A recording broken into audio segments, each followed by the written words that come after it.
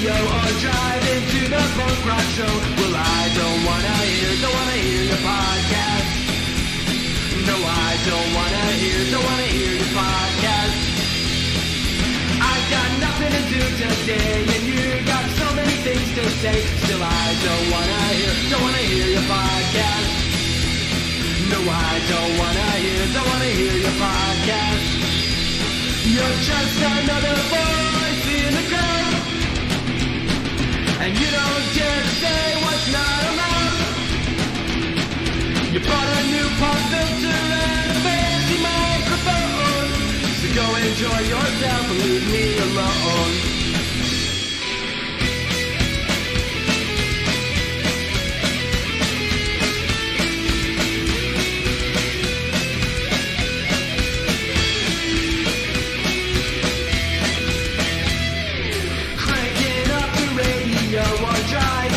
Well, I don't wanna hear your podcast.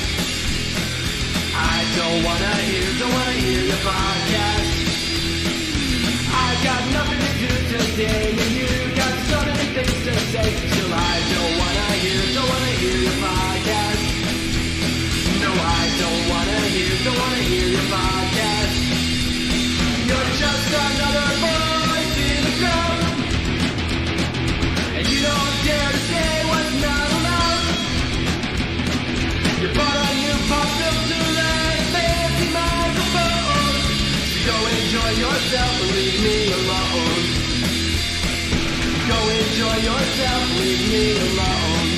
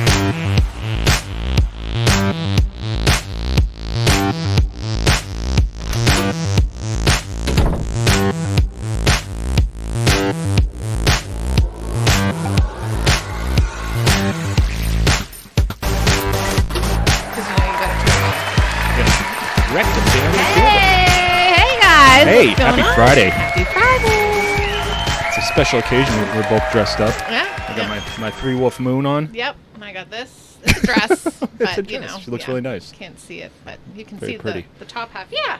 I wore it the other day. I bought it for our trip to Tennessee, and I wore the green one there, Yeah. and not this one. That was a good day for dress buying. It was. It really, really got was. a bunch of nice dresses. So I was like, oh, I can actually wear this. It works on the thing, you know, the background and stuff. So. Whoop. Whoa, I don't remember that story. Hi. Carl. Okay, so everybody, welcome to Liberty Late Night. I'm Mary. And Dave. Yeah. All right, we're gonna do our quick hellos, and then we gotta we gotta gotta read keep Carl's moving. comment there because Dave said a big whoa. So.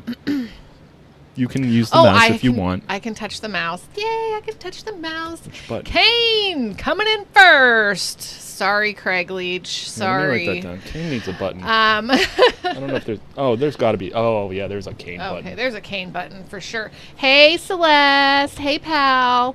All right. What's up, Slider? How you doing? I haven't seen you in a while. Yes, Aaron's here, and he's packing for vacay, so he's going to be Whatever, in and out. Slytherin, sir.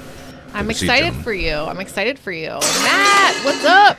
You done messed up, Aaron! MC Lace in the house. How you doing? Matt! And Carl is here. Hi, Carl. Happy Friday. Carl! I know you've done something. Oh, my gosh. So the guard that called cops on Carl is no longer employed. Oh, what? Raja's I up don't early. see. We weren't even here last Friday, so I don't know we missed a week. You Yeah. know, 'cause Oh, we yeah, went, yeah. we went to Pittsburgh with our family. So, hey, Dottie. Hi, Dottie. Thank you, Celeste. Thank you very much. So it's really weird to like miss a Friday. You know, It it's is. only happened It's a few rare times. out in, of like three four almost years. 4 years. Yeah, yep. Raja's here. Hi, Raja. How you Raja's up early. doing? Yay. Thank you. Yeah, some light colors. I'm still holding on to summer. This has a little bit of fall color in it, but I'm holding on to summer. Lyle, hi. You are a beautiful person, Lyle. Hey, Lyle. Yep, you really are. It was so nice to Thank meet you. you and You missed hang out Jamie. with you. Jamie, where's Jamie? I miss him, so I am not seeing. Right above Lyle. Right above Lyle. Where's Lyle? Oh, there's Jamie. I'm like, where's Lyle? I had my finger on the Jamie button waiting for I him am to get there. so and it threw me sorry. Everything's fuzzy. I don't look good in this with my glasses on, so I had to put my contacts in. So, yeah. Harambe's here. Hey, Gary. What's up? Gary, Dunmar, what are hi. you doing here? You're causing a scene! Good to see you guys. Good to see you guys. Y'all are beautiful I love that people. button. Wonderful folks. A lot of you we got to meet in person, and I miss What's up, it. And I info? can't wait to get back to Tennessee and hang out. And hopefully more people show up, and we can all hang out together next Yeah. year at Alan's event. Yeah, because that was so much fun. Yeah, we'll Info. just make that a- Hi, Info. Alan LLN Yeah. event. Mm-hmm. Oh, Max is impressed. This is very professional. Give it a Oh, little bit. yeah, give it a bit. No, I'm just kidding. I'm joking. Well, I say it You know about how my we are. job too. It's creating the illusion of a world-class operation. Ah, there you go. That's what we do here. I'm okay They with they that. didn't take that as an official No. motto. But Oh, whatever. okay. Yeah, sure, whatever. It is what it is. Oh gosh. Wow. Gear. That is so crazy. He called me a liar 4 times and wouldn't let me leave and told his uppers that I was getting in his face. Wow. They brought him back up and he called cops on who me. it is? Oh my gosh. That is so A lot of wild. people showing up. We got Allison's here. We got Hey. Martini here. Whoa, guys. Hi. Hello. Hey, monsieur. Monsieur. I don't know. Right through your Every nose. week I go Monsieur. through this and I'm like, is it monsieur or monsieur? But hello to you. Hey, Allison. How are you? Oh, my gosh. Has anyone heard from Kane? I think about him all the time. I'm not on been a while. Signal. Yeah. Yeah, I and know he's I'm on Signal. with some I of them usually guys. ask like around because I'm like, I'm not on there and I don't know any other way to get a hold of him. So if you hear from him, send You our like love, that info? please. That's- Yeah. That's Trailer Martin, Park Kryptonite right there. We miss you. We miss you. ladies we are miss helpless. you. That was so much fun when you were here and we hung out and it was a really nice afternoon. I'm glad you stopped by on your way home. I'm always shocked you guys light up. So thank you. Well, we are excited to see you. We love you and miss you a bunch. Oh yeah, Dave's shirt. Yes. No. Yes. Oh, that's it's a Three big Wolf solar Moon. panel, huh? So everybody is under his spell. You know. Oh. Let's see. Oh, Raja, I thought of you the other day.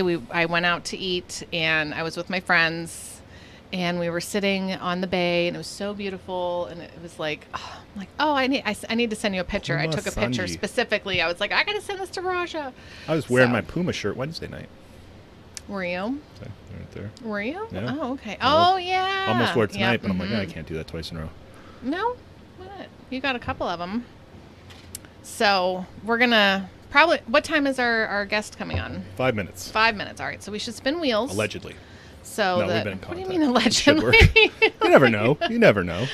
Oh yeah, I love you too, Raja. I love all you guys. I can't wait to hang out again. I really, and the folks that I didn't get to see, I'm looking forward to meeting you in person. Yes. Mm-hmm. Oh, Mr. Sprinkles. Oh, he has a fancy cup now. Yeah. Yeah. Somebody knows my fancy cup. It's the little. Remember that little tea? That little teacup that we had. It was a miniature one, and I broke it. It was so sad. Yeah. Pat Watson from Uncensored Tactical Yes. Yeah. writes. He's a podcaster. Well, I'll just say it when he comes on. But yeah, He's super cool. He was on Yeah, he's- before. he's yeah. fun. He messaged us and was like, so when are we doing this again? I was like, all right, This yeah. anytime. So, That's all right. exciting, Carl's Carl. still coming to the next event. He says he's still planning a motorcycle trip. So, let's do the thing. all here. right, let's do the wheel, y'all. Let's spin One that of these days, I'm gonna wheel. start sending these bitches out. These mugs. I'm gonna send these mugs out. So every week we give away a prize to one of our patrons to say thank you for supporting us and encouraging us and keeping us going this long. And this year, or this round, we're going to get through everybody. Yep. We're giving away this little Liberty Late Night mug with the little thing that I made. Yep. Exclusive to you guys who are Patreon members. Just say thank you. Thanks for supporting us. Yes. It means a lot. It sure does. It keeps us going. Appreciate it. Thank you. You want to go to the wheel?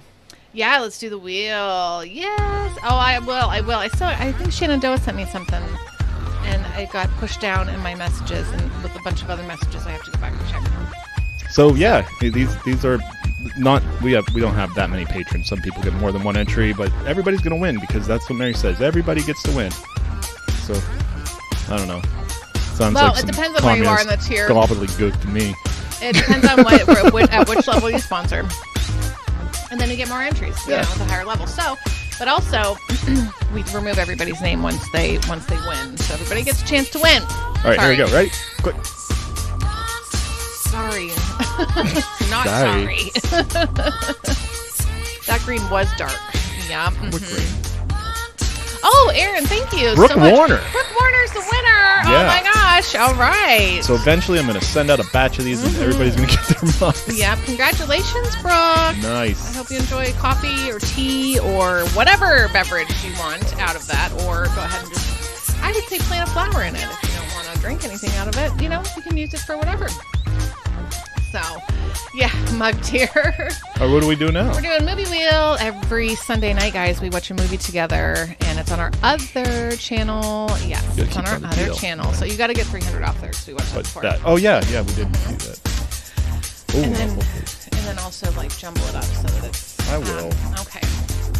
But, yeah, so this wheel has movie suggestions from folks who are... Right here? Yeah, the ones who come and watch the movies. You get to add movie suggestions. We're not always great about remembering them and putting them on the wheel, but hey, whatever. So, and a lot of times we're like, how the hell did that get on the wheel? Thanks, Alan. Hi, Alan. How you doing? All right, let's see what we're watching this Sunday at 9:30 Eastern on twitch.tv/LLN Movie Night. We got 2 minutes. 2 minutes. Oh my gosh. Oh no, didn't we already watch that? I don't think we did. Didn't we already watch Grandma's Boy? Oh. Why is there an accent on the S? I don't know. All right, well, yep. I don't know. Grandma's Boy it is. All I don't think we watched Boy it. It is. All right, back to the bar. It's just that one scene that's so just like, the Laura Croft scene. Yeah, it's so uncomfortable. But yeah, I super duper like movie night is so fun. We just hang out and watch movies and chat on the screen and we talk smack and everybody has to listen. Yeah, well, I mean, no, they don't have to listen, but keeping an eye on my ear there. Keeping an eye. I don't know who I got that from. I that? stole that line, that Trailer Park Kryptonite from somebody about the wolf shirts. Yeah, see the kryptonite there, so everybody's in his spell right now. Like you guys don't think you are. But you are. Can't help it. That's it's just the key. It's just what the shirt does, no matter where you live. It's not me. No matter where you're from. Just like, there's something about that. I might as well start this. Okay. Get that started. All right. Yeah. So, do you want to talk about our guest before he comes on? No, I'd like to talk over him. Oh, okay. Sure. All right. Well, while we wait for our guest, what else is going on? We went to Pittsburgh last weekend. Oh, for that was those fun. who don't know. Yeah, we took Friday. We left Friday, Saturday, and then came back Sunday. It was so nice. It really was. It was so great. We went and saw Dave's sister and our nephews, who are like so grown, and especially Sam oldest. is He's just graduated coming and high going, school. driving. Yep, just doing his thing, hanging out with his girlfriend, being an adult, hitting the gym, shredded AF. Like this Seriously. kid, I'm like, wow. Yep. I was like, I was holding him when he was a little baby, and he threw up on my tie. Yeah. And now he's shredded. Yep. Super nice girlfriend. I like her a lot. She was really nice. We got to see Ben, our other nephew, and he's David's age, so they had a good time together. They had a lot of fun. They were making videos. And I got to try one of those, what are those called? The hoverboards? Oh, yeah. Yeah, he had it up in his room, and I'm like watching him zip around on it. I'm like, I can give this a try, So I get on it, and I'm a little wobbly. And I'm like leaning forward and I'm going and I turn and I go back across the room and I'm like, I got this, And I'm like, I'm going to get off now.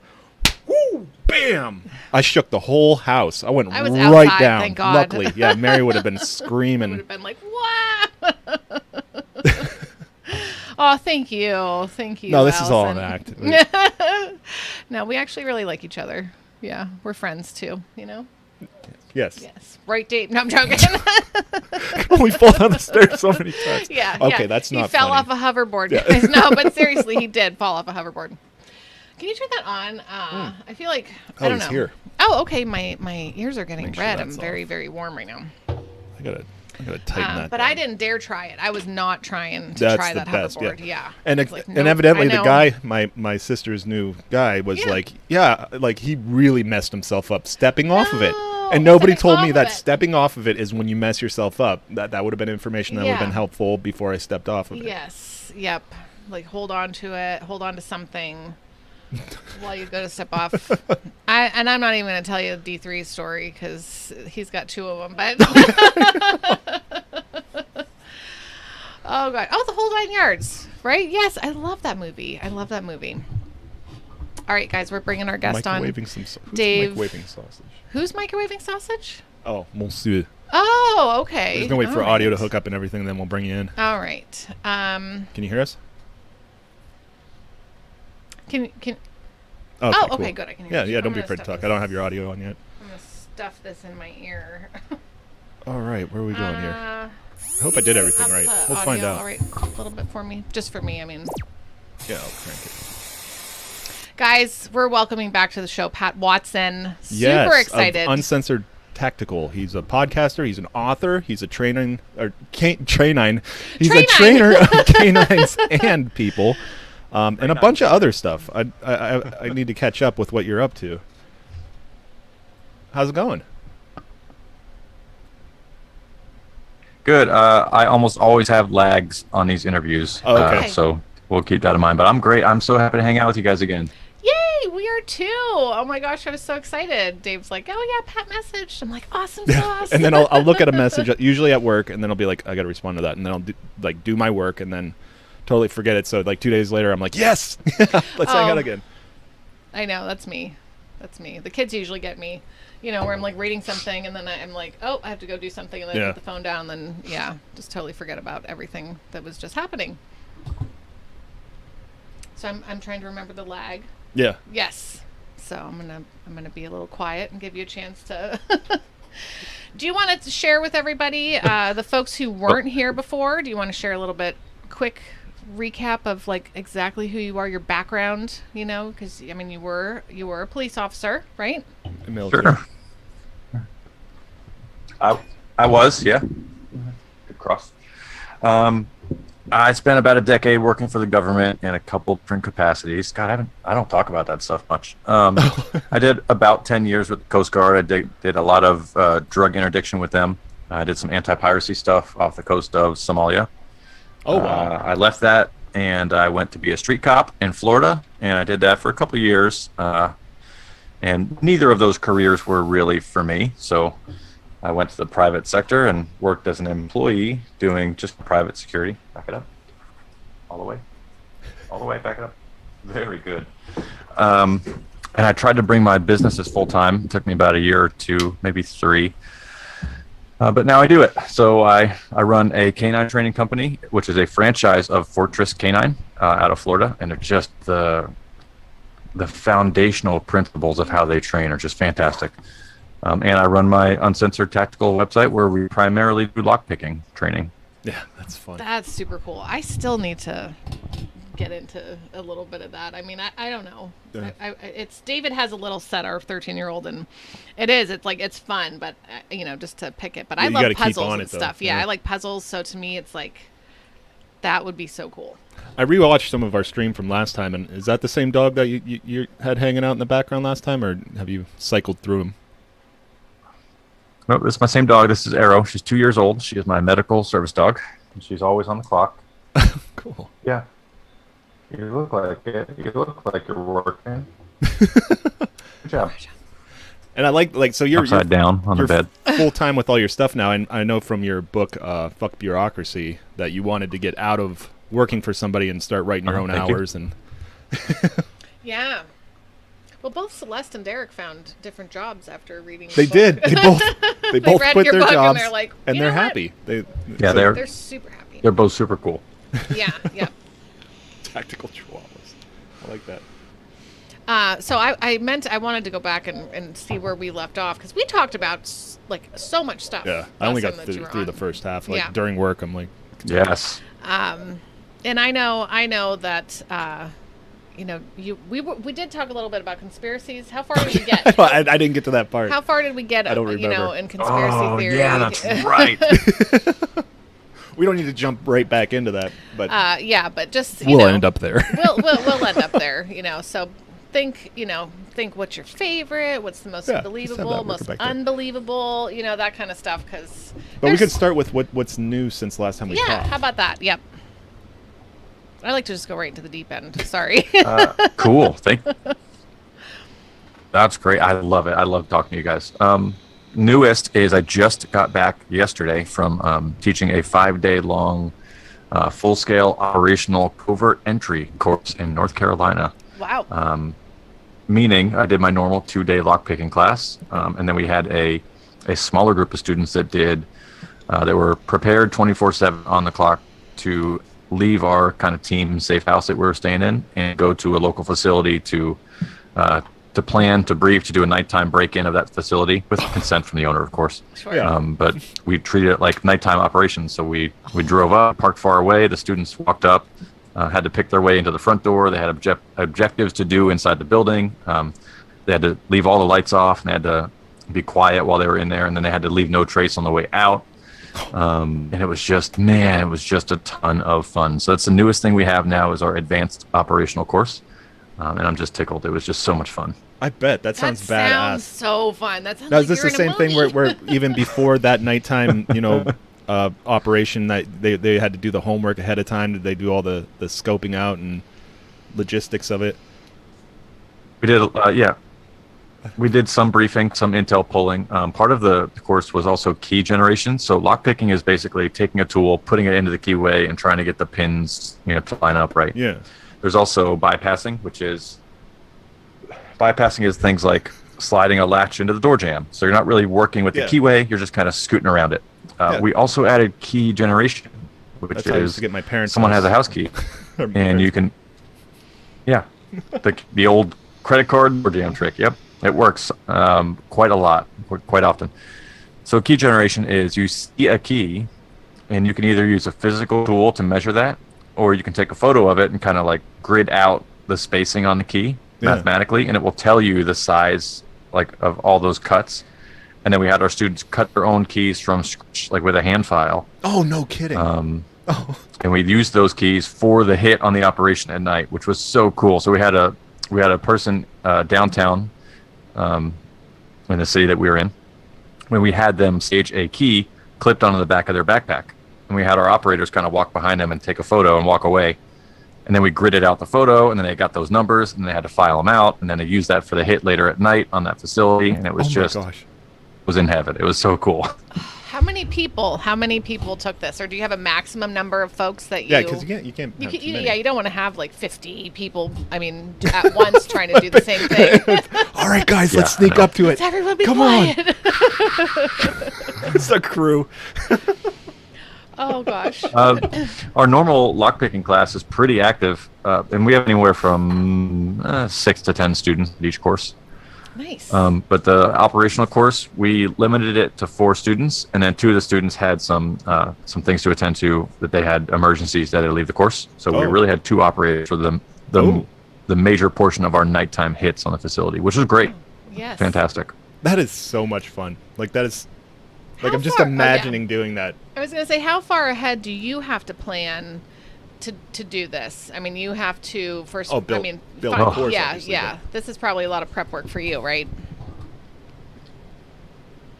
Yeah, so that's something new as well. Maybe out of the last 20 podcast episodes I did, maybe 10 of them were dedicated to course design. So what we're launching in late 2023 or early 2024 is service where we can help people either make their curriculum better or to design a curriculum from scratch. It's an art form. So what we do is we have a very layered, in-depth curriculum. And the difference would be, hey, let's teach these 10 techniques. Okay, let's check in the box. We taught that one. Check in the box. We taught that one. Like that would be your standard young, inexperienced, not caring, like just academic course. Put a check in the box. I taught the thing. Great. What we do is so much more layered and in depth, and our approach is so much more value packed that we'll say, why do we teach this one first? Are there different ways to teach it? Can we move this around in curriculum? Can we teach this block first? And then can we lengthen it, or does it have to be a 10-minute block? Like, which blocks can we go without if we're going really slow? Like, which blocks can we add in if we have some extra room at the end? So, it's a root beer. Talking with my hands. Oh no. So we try to value pack our curriculum as much as possible. That's so great. I just can't. I'm so excited just thinking about it. I know. I'd It will be so much fun. Like, some people want to go and drive a race car, or whatever. Yeah. It's like, I want to go do that. I'd rather do that than Yeah. drive a race car. Yeah. Because just like breaking into some place like in the middle of the night, even though it's all sanctioned and everything, but Yes. still that would be just being in that moment. That'd be Yeah. exciting. How do you get a hold of the person you're gonna So I forgot to answer. Oh, that's okay. No, go ahead. Yeah. I forgot to answer your original question. So there's a lag. So I'll just keep rolling through.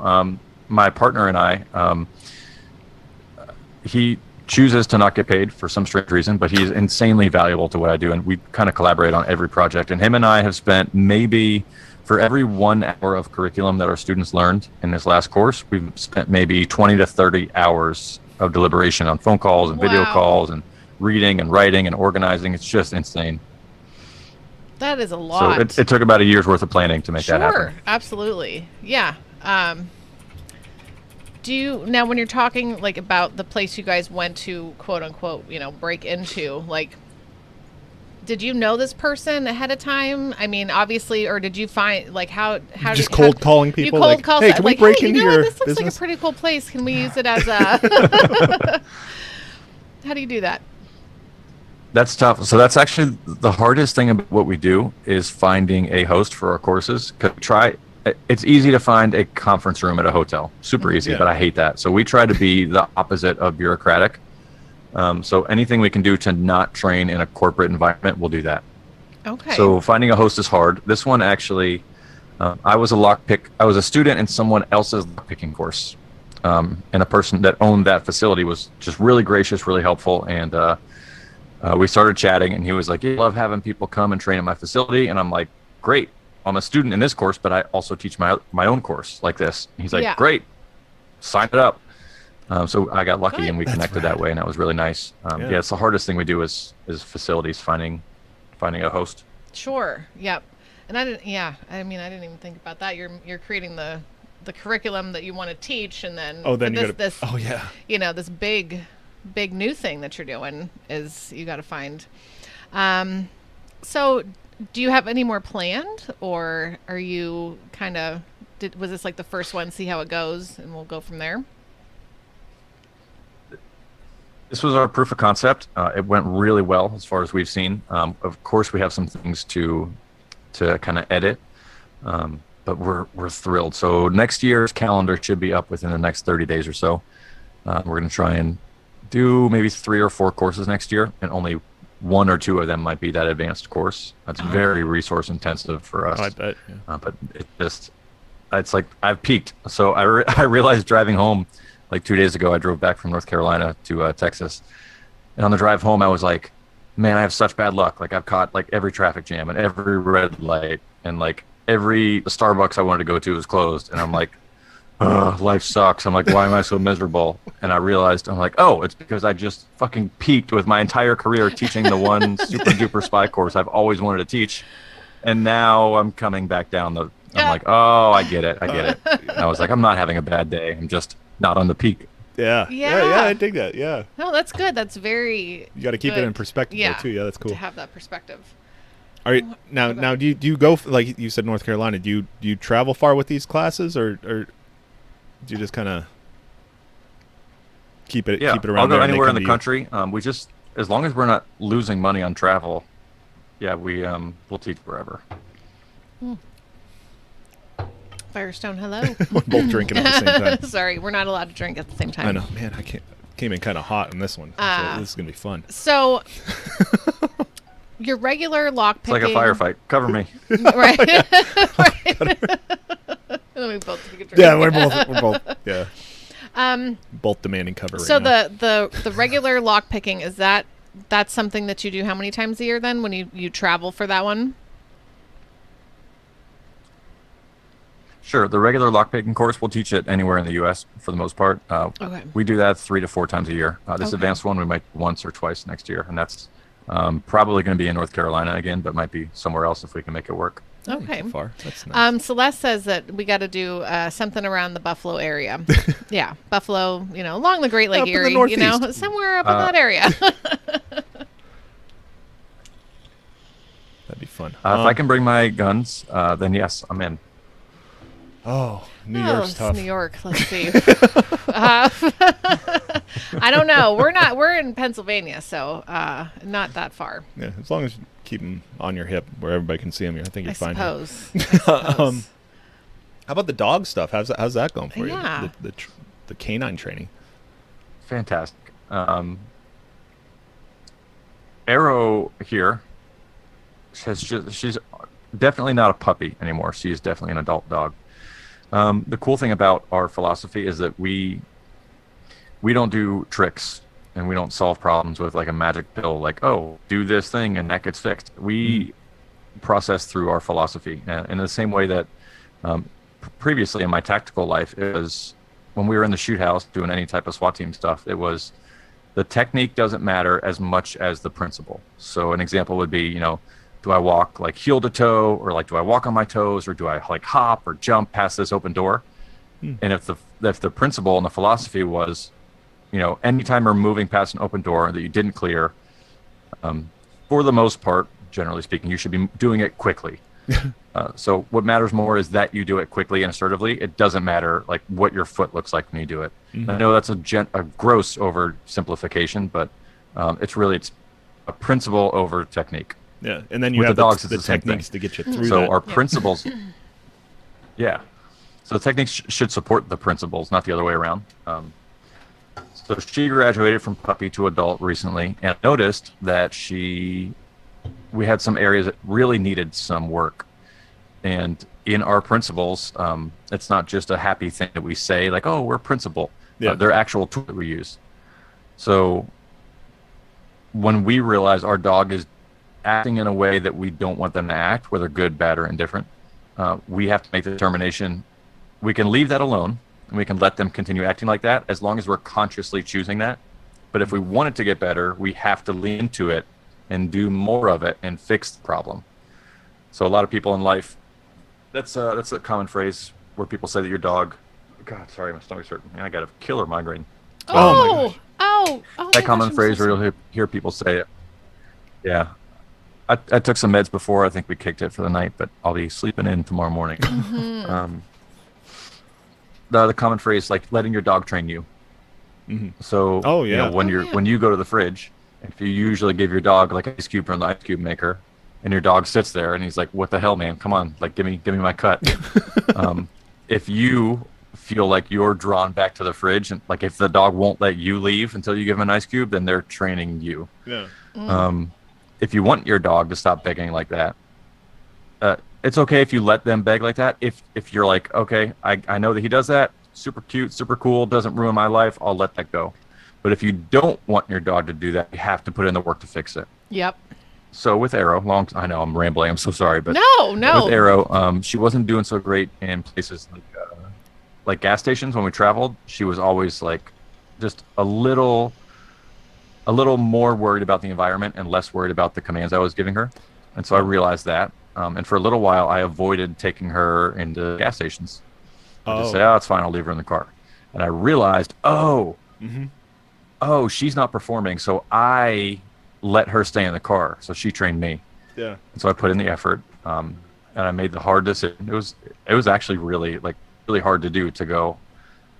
It's uncomfortable for me in public with her in a gas station. It's uncomfortable for her in a gas station. I don't know why. Like, it's nothing crazy, but we built that pattern for so long of avoiding it that I had to tell my brain, like, starting today, every single gas station, she's coming with me, no matter what. Even if it's uncomfortable, even if I'm in a hurry.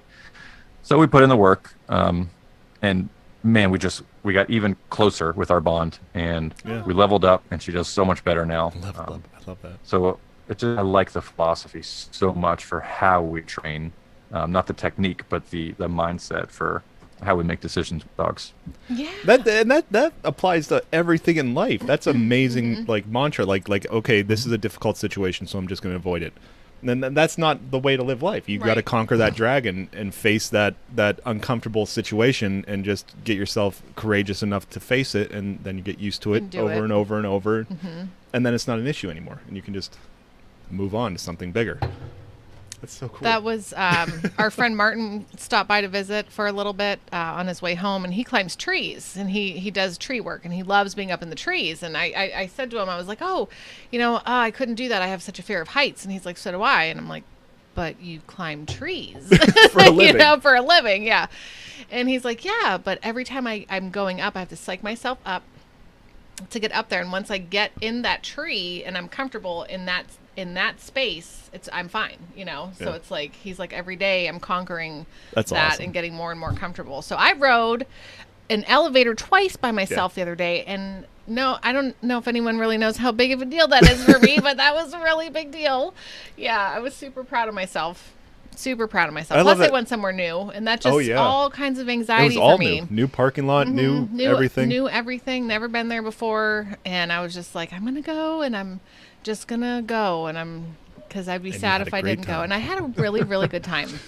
So, but that's just all my own anxieties, and I was like, I'm gonna freaking do this because I'll be sad if I don't. So, I did it. But let me know with your migraines and stuff. If it gets to be too much, we can hang out again some other time. Oh my gosh, yeah, you're always welcome definitely. back. But I don't want to torture you. Do you get like the? I used to have the ocular migraine. Oh, Where that's all I things had. would, I had but those a then couple times. I would get the pain. Some people would get the tunnel vision, or I'd start seeing weird things floating by. But I always got the pain afterwards. Yeah, I never got the pain. I remember being at work and I'm looking at a number on a die, and I'm like, why can't I see right here? It's just a big white spot. I'm like, am I having a stroke? Is there something wrong with me? Because I'd never had it before. Even the thought of it, yeah. And then it just went away, and I was fine. But I was really nervous. I thought my brain was broken. I was scared. Do you get any of that stuff, or is it just like pain? I started getting them really bad on my last military deployment, and years between that last deployment and when I got my dog, there were times when I would get 2 or 3 or even 4 of them a month. Some of them would last a day, some would last 2 days. I had a couple that were like 5-day, like week-long migraines. Just can't live. Yep. I did quite a bit of research, and I intended on having Arrow as my migraine detection dog to sense them before I get them. They can do that? But when I got her, we spent so much time on the. Yes, absolutely, yeah. So I'll tell you, I'll tell you a little bit about that process. But when I first got her, I intended on using her for that, and we spent so much time with the obedience and the agility and kind of like all the other jobs that she does for me. And that migraine training a long time, and I wanted her to be an obedient working dog first. And in that process, before we even got to the migraine training, I also have a really bad, really painful mobility issue where my legs kind of give out. And so it happened to me, and I was like, oh my God, this hurts so bad. Oh my God, I can't walk. And I looked over at my dog, and I'm like, what the hell? I'm like, you can help me with this. So on accident, I realized, oh shit, I have a perfect tool for this. So that same day, we started training mobility tasks for her. And we put in a lot of time and a lot of effort for that. And it's just been a life changer for me. It's really, really helped me. Even this last weekend, I spent a lot of time like sitting down on the floor and teaching and talking and working on stuff. And I just sometimes can't get up. So Arrow helps me with that, and she helps me get a little bit more mobile. And she'll retrieve things on command, which is really nice, like a telephone or a bottle of water or something like that. Oh, that's so. Yeah. When I first purchased her, I went from about 4 to 5 migraines a month to maybe 1 a month. And there's a lot of research that says just owning a dog will cut your migraines in half, and it 100%. Really? Yeah, I was going to ask like how does a dog help in those situations, but retrieving, other tools that you might need.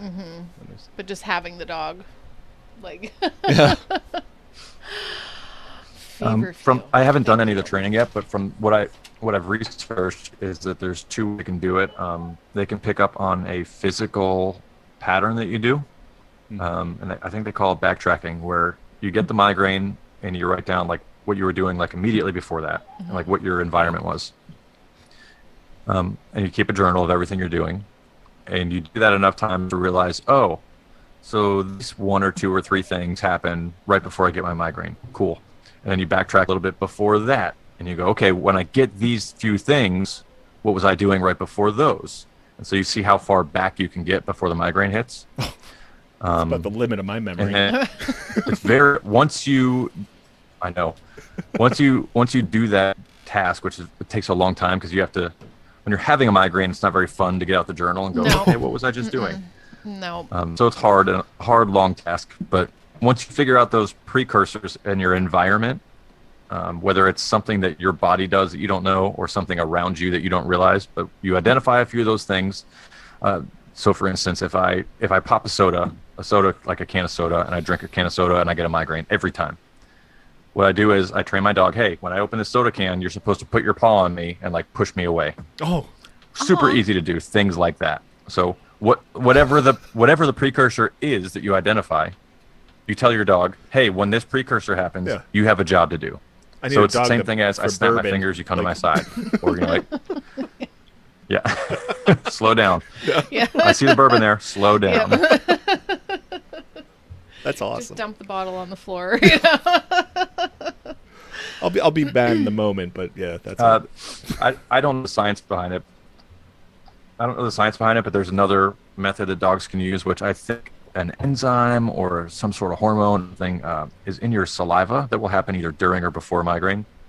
I don't know a ton about it, but I've seen some videos where people will take a cotton ball swab when they have a migraine, and then they take that cotton ball and they freeze it.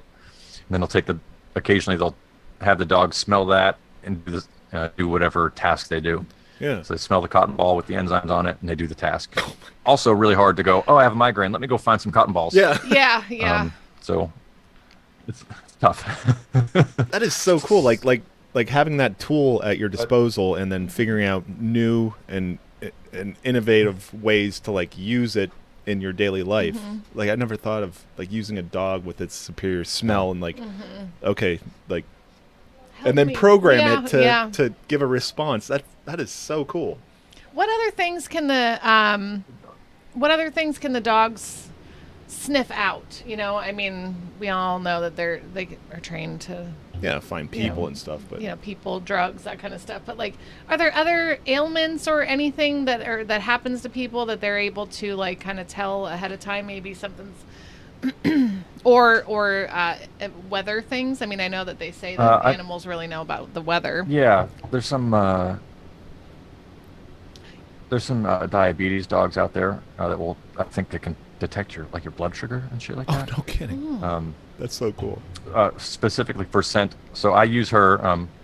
So this is a phone strap. It's a little foam floaty thing you attach to your phone case. So she smells this, and this has a name.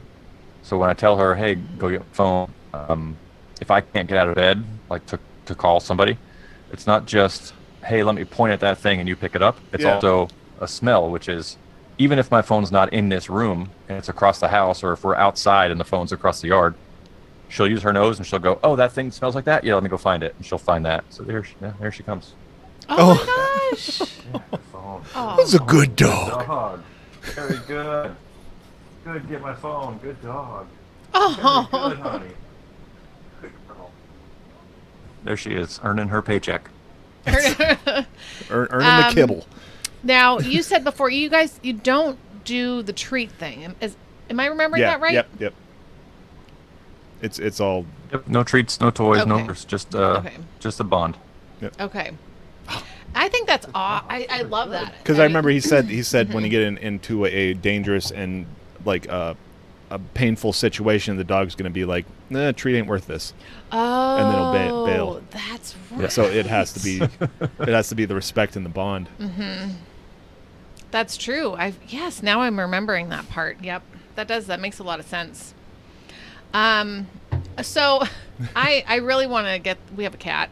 So, I really want to get this thing. Yeah, we can't do any of that with the cat. No, we can't do any of that stuff with the cat. The cat doesn't give a, I'd be like, go get my phone. I'm dying. And the cat would be like, cool, I'm going to eat you in 5 hours.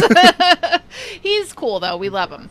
But, I want to get these little things that they're the words, that they can push do you the believe buttons. In that? Yeah. But the dogs do Oh, it. yeah. The dogs are Hitting the a lot buttons and smarter saying than, I mean, cats are smart. But I think dogs kind of take to that kind of thing, Do you ever think about doing that, or would that mess up all the training and whatever that you did? Would that be not? I have a good friend that's doing that with his dog right now. He's going through that training.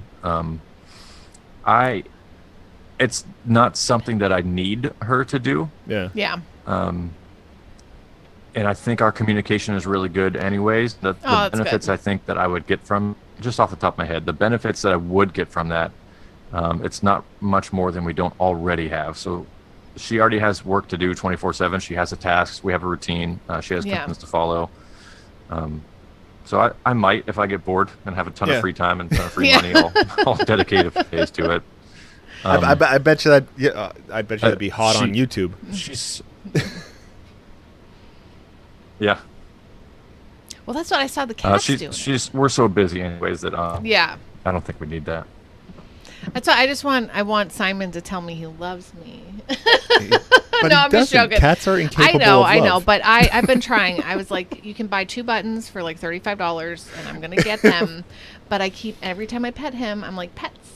Simon pets, and so I'm having everybody do it, pets and stuff, and then also treats and food. So I guess we need a 3rd button, but I don't know. We'll see how it goes, but We'll see how it goes. I guess I have enough to do. I am homeschooling the children, but it's just a Keep me little fun. updated. I want to do it. I want to do it. I saw something in one of your recent posts about homeschooling, you wanted to be involved in that somehow. Is that? Am I remembering right? I would, for a year or two at least, I've had some homeschool curriculum ideas kicking around in my head for some of the stuff to teach, whether it's lock picking or security in general, but maybe even dog stuff too. Who knows? But yeah, I would love to get involved with that. I think a security or just self-awareness or situational awareness type of situational awareness, which kids don't have at all. Or any self-awareness, or just okay. But also, I feel like I need situational awareness too. Because I'm walking through the store, I'm just kind of bebopping doing my own thing. No, guys are built in with that. You sit down in a restaurant, it's like, but how can I kill that person? How can I get out of here? Yes, so that's it. You're back to the wall, facing the door, seeing everybody, kind of deal. But for kids, is there? I mean, because their brains aren't fully developed yet, But is there some way to teach them situational awareness? You're not the only one in the store. Look around for other people. But I think it's more than just being afraid of everybody, but just knowing how to handle yourself and dealing with all situations that you're in. Because as a parent, I don't want to be like every stranger is a bad person. I don't know. So I struggle with the concept of can you take someone who's not a leader and make them a leader? It's a philosophical question. I don't think we'll ever know the answer to, but how much time and energy and resources do I have to put into this person, and how much of that would have any effect, if any at all? Yeah. And I feel like situational awareness and security and things like that, I feel like every person could do better, but I think that maybe some of that is built in, and there's a limit to it. Oh, maybe. I don't know. Yeah. What do you think? Just have them read some John C. Maxwell. There you go. I don't know if you've ever read John C. Maxwell. He's good. It's all about leadership. Yeah, but the yes, I think maybe there is a ceiling there, and it just can't go any further. I mean, I don't know. But if you do anything with the homeschooling, let us know, because seriously, I got a group of people I'm like, oh my gosh. Well, not Sure. my group of people, but they are my group of people, but they're not Oh, mine. but you're in a homeschooling group. I am in homeschooling groups, yeah. So As we do now in the internet age, which is so nice for homeschooling, because now it's like, it's not just like, oh, how are they going to socialize? Well, we got the internet, and we're going to pick the people that we socialize with. that's a big thing. Like, a lot of people say that. Like, how are your kids going to socialize? I'm like, first of all... Yeah, you don't need to socialize in prison, a.k.a. public school. I am not judging anyone who sends their kids to school. Yeah. Like, it's okay. We're blessed like, that absolutely. we can do it. Yeah. This was just our choice, and it has been from, I think our And we son, had our that oldest, was 1 at the time, and I was like, what are we going to do? Like, I started praying on it. I'm like, we need to know what we're going to do, Dave, you know? And we both were like, okay, we could do this, you know, with his job. I can stay home.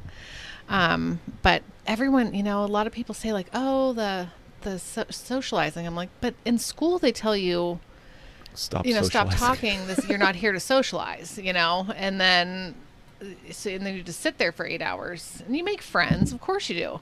But it's just different. Like, my kids talk to people of all ages, Mostly, you know, a lot like of they're adults. out and it's, they're not just stuck with kids their same age, which isn't the real world. You know, when you go to work at a job, you're not working with everybody who's in your same grade, you know? Yeah. Like, so, but I love it though, because my kids are not afraid to Talk to an adult. And have a conversation, you know? Yeah. Or even kids younger than them, you know? So I don't know why I went off on that. I'm sorry. We're ramping up. We're ramping up again for the year. It's yeah. So we got the Tuttle Twins, America's History book and curriculum that we're going to be doing with friends this year. So I'm really excited. Have you heard of Tuttle Twins? Do you know about Connor Boyack and the Tuttle Twins? I know of the Tuttle Twins, and my roommate Texas Joe, who runs the Insurgency Knitting Circle podcast, has some books that are similar to that he has in draft, and we're hoping to publish very soon. Oh, good. Celeste just recommended that person for our podcast. Okay. What is it? The Knitting Circle? What is the name of that? Insurgency Knitting Circle. Okay. Insurgency Knitting. She just messaged me that name. I love that. Just like, I'm supposed to contact somebody. Yeah. Oh no, I love that. And let us know, you know, keep us posted on how that's going, because anything that is outside of what the norm, you know, the mainstream media, the regular books that would be in school kind of deal, you know. It's like you leave school and you don't know how to balance a checkbook or file your taxes. But still, you kind of have to. But they don't teach you that. They just go to H&R Block. It's like we don't learn life lessons in school. We learn, like, all these other things. So I love the idea of just self-awareness and tactical whatever, you know, just learning life stuff in school rather than just the ABCs. Can I ask you a question? How do you get out of the trunk of a car? Do you know how to do that? Is that no reason? No. Don't tell her. I just but that's always been something, you know, like, oh my gosh, what if Don't tell her. What if sometimes she's bad? What if someone duct taped my mouth? First of all, that freaks me out, because like that makes me feel like I can't breathe, you know. But and then they put me in the trunk of a car. This just wet. So now I know supposedly new cars have something you can pop to get out. I don't know. The pull handle. But what if I'm in what if it's an old car? You know, what do I do? It's a loaded question. There's lots and lots and lots of answers there.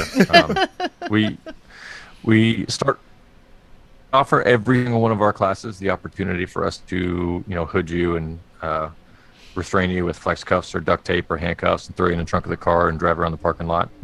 Not all of our students take us up on that drill. In our normal 2-day class, everything is optional. So we go, hey, we're going to handcuff you and throw you in the truck now. And someone goes, yeah, it's not really my thing. We go, okay, cool, great, you can skip it. So we offer it to every student in every class. That's so rad. In the last iteration we did, we had 0 students take that offer. But in the first several courses we did, there were people lining up to do it 2 or 3 or 4 times with different types of restraints. It depends on what you're restrained in. Depends on how much room you have. Depends on kind of how strong you are. If there's tools in there, if maybe you have a pocket knife with you. There's newer cars have a little blowing pull tab that you pull it and the trunk open and the alarm goes off on the car. If you're going to kidnap someone, maybe you should, do some thorough examination of your kidnapping tools and maybe cut that little gap before you throw someone in the trunk. Right. But still, there's wires in there. You can pull the trunk carpeting out. And you can sometimes punch out like the back of a taillight and stick your hand out and wave to traffic. Oh yeah. Oh, That's actually really and it's big. so make model specific for which car. Okay, you can turn it off. Yeah, it depends. Or turn it. That is really interesting. I mean, I never want to be in that situation. Ever, ever, ever. But if you are, you want to get out of that situation. Yeah. So it's possible.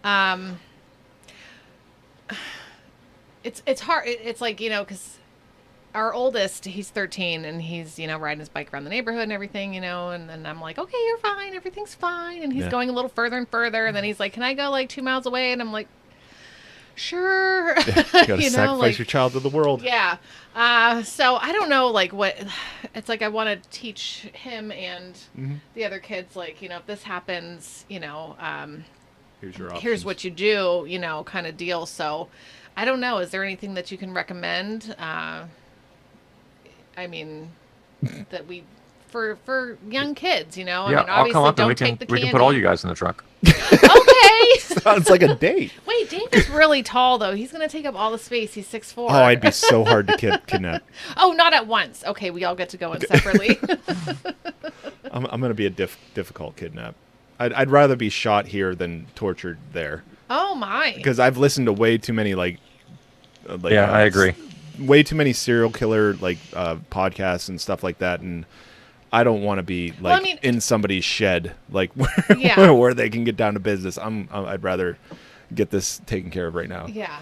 When you guys do the kidnapping kind of thing, is that are they allowed? I mean, do you encourage them to fight back? Are you guys ready for somebody, or do they just kind of stand there and get the bag over their head and shoved in and you deal from that situation? So for both of the courses we teach now, the standard 2-day lockpicking and restraint escape course, and then also our advanced course where we plan an operational covert entry into a building. For both of those, we tell our students there is no fighting, no karate, no wrestling, no body slamming, nothing. That's one of my biggest pet peeves in courses is when I sign up to pay money, and I sign up to do task A, and I get there, and the instructor's like, oh, let me grab you by the neck and show you this super cool karate thing. And I'm like, whoa, that's not why I'm here. Yeah. And it's kind of it's highly coerced. And they're like, this is part of the class, so you have to do it. I hate that. So yeah. So I don't do that in either of the two courses we teach yet. Yeah. It's an option. There's a market for it, and some people love that. I don't have a lot. I love the martial stuff, and I love those ideas and those concepts, but I'm not super pumped about launching that class yet. Yeah. We've discussed it of making the class much more informing our audience of exactly what they're getting before they get there, and then doing that. Yeah, that'd be great. Bagging someone and cuffing them while they're fighting back and throwing them into a trunk. Yeah, that's really interesting, really exciting. You can learn a lot from that. We don't offer that yet. Yeah. It's possibly in the future, but no. The answer is no for now. You're offering the situation where that already happened. Okay, we're beyond that. Yeah, so you are already in the trunk now. That's where, yep. Yeah. Which I would. Yeah, because sometimes you end up in the trunk. Who knows? Who knows? I don't want to end up in the trunk, but if that's what happens, I want you to, really, if you're going to come up this way or anywhere near, we'll drive to see you. So just so I know what the website is so that everybody knows. Oh, I got that. Yeah. Dave's going to post it just in case you have to dash. I don't know how you're feeling right now. I just want everyone to know where you are just in case with your migraine and all that jazz. Super easy. You can find almost everything I do just through the homepage, which is uncensoredtactical.com. One word. Nice. There we go. All right. How are you feeling? We have another book come to in about 90 days. I'm pretty good. Okay. I'm managing. I'm good. Thank you for asking. Okay. Yeah, I don't want to keep you if you're in pain, you know. Okay, so and you said there's another another book coming? Yeah, well, our first book is basically the curriculum of the first course that we teach, our 2-day lockpicking book, 2-day lockpicking course. Oh, nice. Our book mirrors the curriculum of that, which is really cool. It's not dry. There's lots of stories from in the field, but it's like half of a how-to and half of a how this stuff works in real life book. Oh, that's our great. second course we just taught, because we just taught the first course, which is a proof of concept. Our second book will mirror our second course. So it will be a how-to technical manual for kind of creating keys and pulling info from them. And that come out soonish. Oh, okay, I see that. So now it's like I got to keep then my keys away from all Fuck these Bureaucracy cameras. might actually be part of a trilogy. Oh. All 69 pages long. All 69 pages. Nice. Yeah, all 3 books, 69 pages apiece. Yes. Oh my gosh, how great. Here's our cat. Yeah, our tactical kitty. Our tactical cat. Who, he's always like, rub my belly, psych. Cool. Do you feel like you are just a super dog person and you're like cats meh, or are you like, oh yeah, I love all the animals, you know? I'll do both. I owned a cat a while ago. I loved it, and our dogs do great with other animals and kids. Just because I'm so actively involved with dogs every day, I'm not in a rush to get a cat. I'm not against it though. Yeah. When I do move out, I'm living on the farm with Texas Joe here from that podcast I just recommended. When I do move out and get my own place, I'll probably have 2 or 3 personal dogs that live there with me. Oh, okay. And maybe a cat or 2. Yeah. Oh, he's so cute. He's not done, but he is. He is done. He's all wrapped up in my wires. He's wrapped up, yeah. This is Simon. Yeah, there's Simon. Oh, Allison, I'm not. Simon. I'm not super short, but I'm. She's a yeah, tall I'm girl. short. I'm tall. I'm 5'7", 5'8". You know, Dave's 6'4" though. So, yeah. I'm talking to the Dave. chat. Yeah, sorry, that was. Mary had to defend her height. Oh, I wouldn't mind being shorter. You know, it doesn't mind matter to being me. shorter. Yeah. But I wore these shoes the other day when I was out on the elevator. I was super tall. I mean, I was like, wow, I can see the top of the refrigerator right now. This is crazy. Pat, how tall are you? Nice try, Fed. Oh, I'm 5'11". 5'11". All right. Yeah, I feel like everybody I meet, I'm just like, oh my gosh, everybody's tall. Everyone's tall. And it's okay if they're not. Tall You know, libertarians yeah. out there. All right, so we talked a little bit about conspiracies before. Can we talk a little bit now about like What's the newest, hottest one right now? What's the hot conspiracy theory right now? And what's your favorite? And what's your least believable one? So there's 3 things. Ooh, I got a really juicy one for you. I'll send you guys a link here. Okay. So I'm surprised this is still on the YouTube, but it's a video that I think was recorded several years pre-Coof. Yeah. And the guy's talking about the origins of polio. I don't know if I had y'all a are familiar boss with that who one, had that. but it is in. It was before. You got I think I saw a couple memes coming out about, oh look, we have several millions of vials of polio vaccines, just in case. And then of course, the news people say, oh, look, polio's making a comeback. Shocker. Oh I my! thought we were One of my doing favorite memes was, timeline posts when I know the media posts, oh no, and then they post, yep, it happened, right on Isn't that weird? schedule. So with that, with foreground knowledge, the origins of polio was an interesting story on a podcast I recently heard, interview somewhere, and the guy talks about how the polio vaccine had monkey liver or monkey kidneys in it. And how in the U.S. the cases for cancer people were, X%. And then after this polio vaccine went out by the millions, cancer went up like 300 times. Like huge spike increase in cancer. And monkey virus and monkey illness and other autoimmune deficiency syndrome disorders. Wow. Which were existed before. And I thought, weird. So that was a really interesting take. One of the reasons I left the military, of the hundreds of reasons, was I did not want to be a pincushion for anyone, for big pharma or big you guys get again. all, or you have to they get get all. everything there, right? Yeah. I went through, I think, several rounds of the anthrax thing, and then they lost my medical record moving from one unit to another. And they went, yeah, it's fine. We'll just give it to you again. And I said, no, I'm good. I got all of it. And they were like, nah, we'll give it to you again. And I'm like, I've had enough anthrax. Please. And so, hey, I got it again. Oh my. So I'm super anthrax proof. Yeah. Terrible. Oh my gosh, that's terrible. Put that shit in my coffee now. I'm tired of all of it. Wow, Yeah, that's insane. Yeah. Holy moly. You know, people were using the whole polio thing when COVID was out and there was the vaccine, and they were like, but polio's like gone now because, vaccine and now the CDC is saying, you don't have to take a test to go, even if you are positive, you can still go out. It's your choice. Like, you don't have to wear a mask. They're cheating off our 2019 tests sheet where we're like, this is how we feel about it. Now the CDC's like, oh, those are the right answers. Yeah. It's really weird how they changed their whole tune, on that kind of thing. Which that's wild. I'm fine that they're not trying to mandate So anything. don't love that.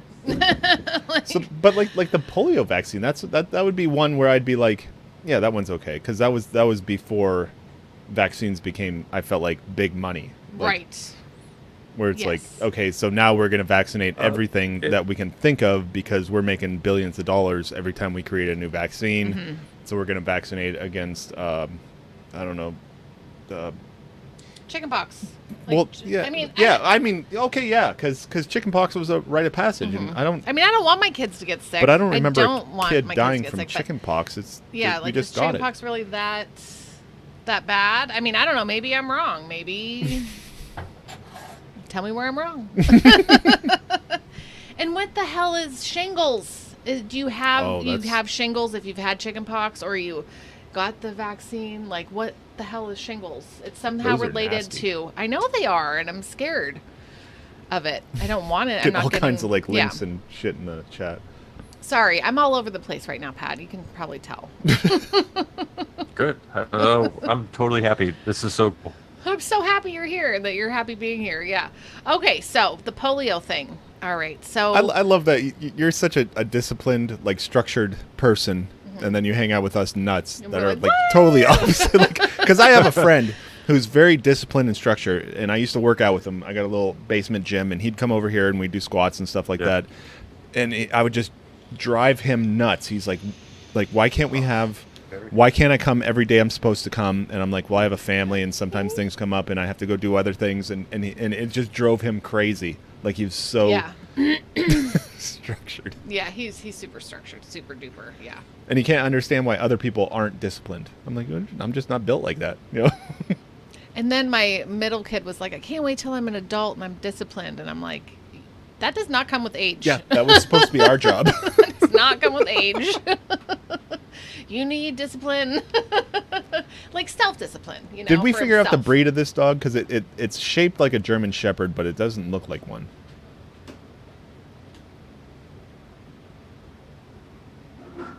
She's super cute. Well, German Shepherds come in different colors, I don't know. I grew up with them. I know, but you grew up with the ones that had like the lighter color. Yeah.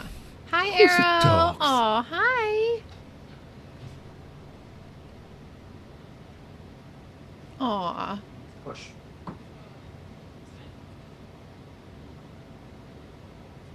Oh, we're doing a thing. I like this. Yeah. Wow, just the hand.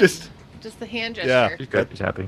That's rad. Do you do the German commands? Oh, we talked about that. Yeah. Yeah. I It doesn't can't matter. remember. You Okay. you could just utter But just the gibberish. hand- Yeah, the a hand little bit of gestures German, a little was- bit of English, but Okay. yeah, it don't matter. Okay. It's we have three methods of communication. We have the words we say, the and then the commands that we show with our hands are gestures, and then we have our lead direction. So I can do that without saying anything or doing a gesture. If I just pull up on her collar, she should sit for me. Oh, Oh my gosh. Well, she already did it, so we'll put her.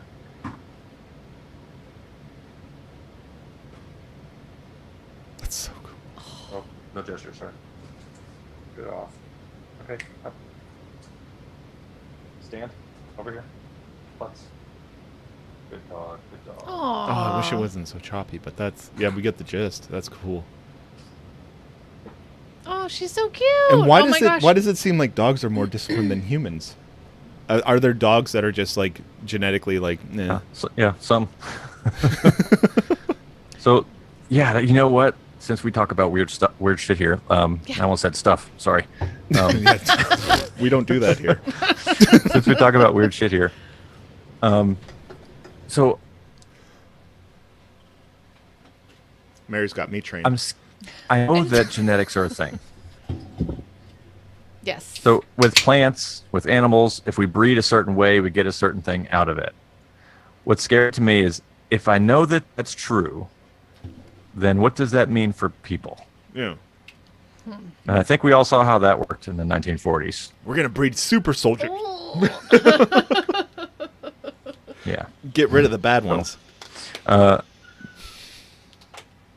So my mentor, Joel, over at Fortress Canine, he explained it this way with dogs, not with human genetics, but with dogs. He said, for instance, I had a client ask me, hey, I want a protection dog, but what if I get this other breed and it's like a protection dog breed?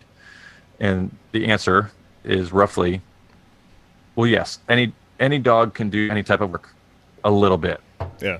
So sure. And I think that kind of might round back to our leadership question from earlier, or situational awareness question. Yeah, anyone can do the work and get better at it.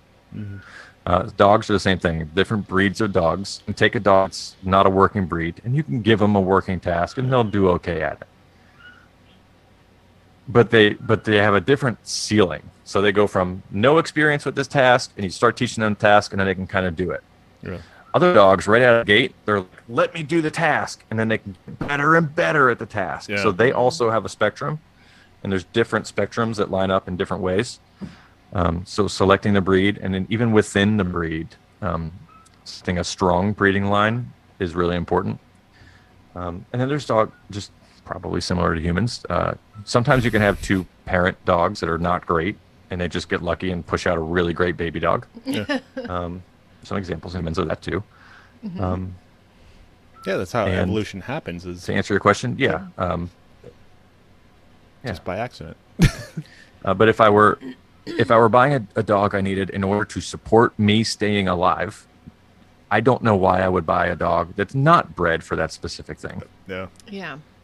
It's like if you needed a dog that eats babies, you'd get a pit bull. No, you can't just put the pits in that. Dave's just joking. He's joking. It's a meme. I'm gonna always. It's a meme, and Dave's always gonna say it. But thankfully, we've always been around really nice pit bulls. Yeah. Like we had a dachshund, and our friend had a couple pit bulls, but the older one, like they would kind of grapple a little bit, and you could watch her like check her step. Like she wouldn't step on them. Mm-hmm. She'd play with them. Like she was very gentle with them. Both of them so were. They weird. would almost like the two. They would like fight over who was going to play with them first, kind of thing. It was really cute. Yeah.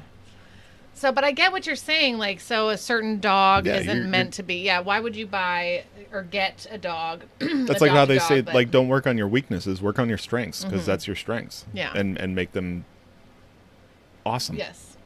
So forget your weaknesses. Don't do that. When you say you're going to get a few dogs, like you get your own place, are they all going to be the same kind of like service type dog, or are you going to get a couple like little ones who just run around? Or are you not into little dogs? Are little dogs of any worth? To me, they are. Oscar was. Yeah. You know, I honestly, I like too that my mentor, we don't dog shame people. Okay. So if you want a couch dog, have a couch dog. Yeah. If you want a Chihuahua, you want to dress up, have a Chihuahua that you dress up. Yeah. Go nuts. That both of us have is don't buy something that's one thing and expect it to be another thing. There you go. Yeah, we bought a dachshund because we know wanted what you're an alarm getting. dog. We wanted a dog that would be loud enough to let us know if somebody was in the house. He wasn't going to attack anybody. He was just going to let us know. Yeah. And so we're like, this dog is meant to be heard underground, and that's why we picked him. And it's an apartment dog, so he didn't have to walk too much. He could walk around the apartment. He's fine. Yeah, we take him out for walks and do that kind of stuff, but he would get tired, his little legs, you know. To answer your question, they'll probably be Arrow's cousins or sisters that I buy. And it would be hard for me to not train them to do everything that Arrow does. So they'll probably be just all three interchangeable. Did we get what kind of breed Arrow is? Oh, yeah. What exactly is she? Oh, no. She is a Dutch Shepherd. Okay. Really similar to a German Shepherd, really similar to the Belgian Malinois. Okay. Is that like a pure line then? Is that it's a good protection dog, yeah. All three of those breeds, Joel breeds them, trains them, sells them over at Fortress Canine in Florida. What was the question you just asked me? Just that is it a good protection breed? Yeah, I guess that, yeah. Or what you asked about the lineage or something like that? I don't know. Both, yeah. I said about the lineage. Like, I don't know what just happened. Is it a pure breed, like a pure line then? So I'll do the short answer for lineage. For lineage, we don't care. If we have a solid dog that matches a breed description, and we have another dog that matches a breed description, and they push out a dog, and the dog matches the breed description, great, cool. What we care about above everything else is not showing our dog at a national competition. It's not points. It's not paperwork that can hang up in our house and say, look at this pure breed. What we care about are real life results for dogs that are two things. Incredibly safe and stable around kids and families and stressful situations and with their pets and babies. And dogs that are combat effective against determined attackers, multiple attackers, or people with weapons. Yeah. So both of those things we have to have. So everybody. So if we have a dog that just mentally isn't with it, boom, bye. So our breeding program is very, very strong because we're not focusing on the color of the dog. We're not focusing on the size of the dog. We are focusing on the attitude and the stability and the capability of the dog. So the only dogs that get to breed in our program are dogs that have proven that they're incredibly safe and stable and that they're incredibly protective with their combat capability. So not just a task of biting, but like, can they do combat for me to save my life? Will they die? Really, really good track record with that. I feel like Simon knows we're talking about dogs because he's down here again. Very jealous. He's like, hey guys. Now everybody has Dobermans. Are those a good breed for training like this, or do they have a specific test that's not for this kind of situation? Don't know. I don't know much about the stuff that we don't particularly do. I'm pretty new in the dog world. Okay. I'm very good at what exactly the Fortress Canine brand does. Yeah. But I am not a dog expert across all the fields. Yeah. I know, because your sister got one. Yeah. She adopted them from told all those stories in the last one, but yeah. They're super trainable. Yes, Raja. And you have to train them. I mean, from what I know from my sister-in-law, because she was like really researching getting a dog, and she found this one at the Humane Society, and she's like, I want to get him. And she learned everything she could. She's she's really into. I look up to her. She's so smart. She was disciplined at that point in her life. And but she taught him. She trained him. And he was a big baby. I mean, if you didn't know him and he didn't know you, then... I think that's one of the things we talked about in the last video is that you do a lot of training of people to train dogs. Like you were doing like Zoom stuff or virtual calls where you were teaching people to teach their dogs. Yeah.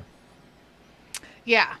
Because like I didn't know, like, I mean, when I first met Ludwig, the Doberman, I was like in a corner of the kitchen by myself, and he wouldn't let me go. He let me in, but he wouldn't let me out. I'm like, okay, I'm just gonna stand here till someone comes home then. Luckily we came back soon. Yeah, luckily somebody forgot something. So, but then she's like, "Oh, no. You're going to teach him." So Hey. she's like, "Here, have him do a trick and, whatever." And then he was like super cool with me for the rest of his life. So, but, yeah, I sometimes like, I get nervous, the kids are like, "Oh, I want to pet a dog." And I'm like, "Don't just run over and pet someone else's dog. Like, you got to be careful. Like, you don't know. Yeah. You don't know." So, sorry. I've had some drinks, Pat. Let's talk more That's about where we're at. conspiracies. Good. Jump all over Let's the place. Live that best life. living that best life. been a long week. I'm trying to get it all in right now because I have to be good for tomorrow. We have a big family get together with my side, which we have not gotten together in forever.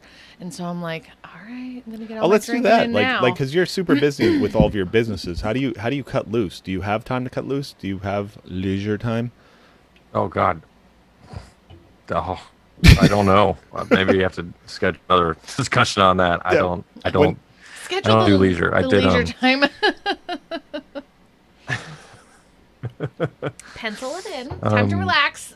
I had a 36-hour drive home from North Carolina. I took one pit stop to see one of my lockpicking students. Him and his wife are both blind, and they're in my lockpicking course that we meet up a couple times a month. That's rad.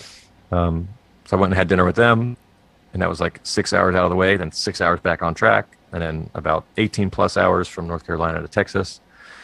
And I got home and I had like 5 hours, and I went right back to work for like a normal 12-hour workday. And today it caught up with me, so I think that's where the migraine's coming from. Yeah. And Yeah, I bet. I should pace myself a little more, but my job is my life, and not in a bad way, but in a good way. Like if you tried to stop me, I'd be like, yeah, but I want to work on this project. Yeah. Like I just like it. That's what when Luis was on and he was talking about. Yeah. He gets up in the morning. He's like, I got this spark. I got this fire. I got this People desire. found meaning in their passion, life. meaning. Yeah. Yeah. Like I want to work on this and I can't lay back down until I've made progress. That is so great. I admire that because we talk to a lot of effective people, and it's like, and that question of what do you do with your leisure time isn't really like what? Like, Yeah. Why would you stop? I don't have time to. What are you doing on your road trip? 36-hour okay, driving. I'll answer your question. Oh yeah, go ahead. Do that. I recharge my batteries on a road trip mentally. I like it. I like the pace. I like the listening to what I want, doing what I want, stopping where I want. But I will answer your leisure question. So it's a different kind of spectrum for me. So it's not, hey, let me take a day off. I don't know if I'll ever take a day off. But for me, it's the alarm went off at 8 o'clock. And instead of going to the gym at 8:30, I'll go at 9:30. And then I go at 9:30 and I'm like, okay, well, I have these 3 things to do today. So I get home and I'm like, you know what? I'm going to take a long lunch. I'm going to put my feet up. I'm going to eat.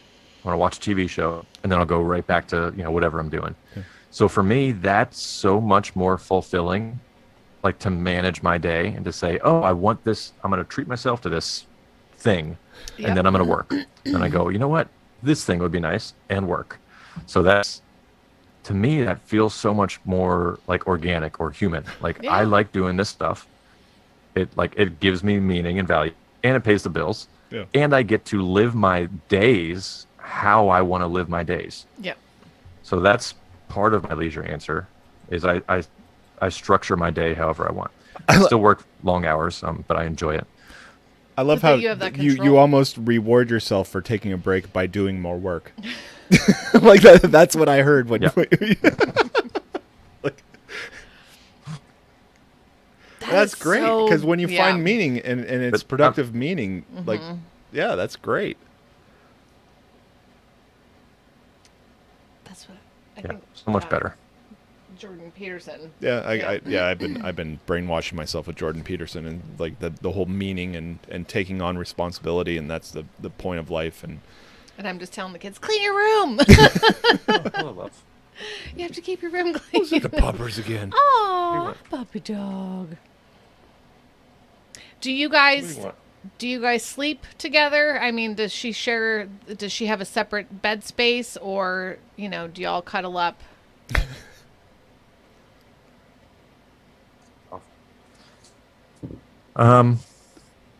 She sleeps in the bed with me about maybe 25 nights out of a 30-day month. Okay. I make her sleep in her crate maybe once a week, just to show her that Yeah. A, it's not a punishment, and B, it's part of her normal life. So there are times when I need her to stay in there for an extended period, and that's just life, and that's okay. Yeah. So I do that every once in a while. And you might like this story. So when I first got her as a puppy, she was 8 weeks old. I took her home that day, and she got in the bed with me, and I was like, oh, I had gone through a really, not a bad, like, drama-filled, but bad, like, sad. I had a breakup with someone. It was mutual on both sides, and it was just time to end. And it was kind of rough for me. And I got the dog like a month or two after that, and I had my own place, all alone. And I bring this dog home, and I'm like, yes. I get in my bed, my huge empty bed, and I have my dog, and she jumps up on the bed with me, and I'm like, cool. And I go to pet her, and I like touch her head, and she scoots like just out of arm's reach. I'm like, Oh. are you kidding me? Like, I got a dog that doesn't like to cuddle, doesn't want to be pet. Gosh. I need this right now.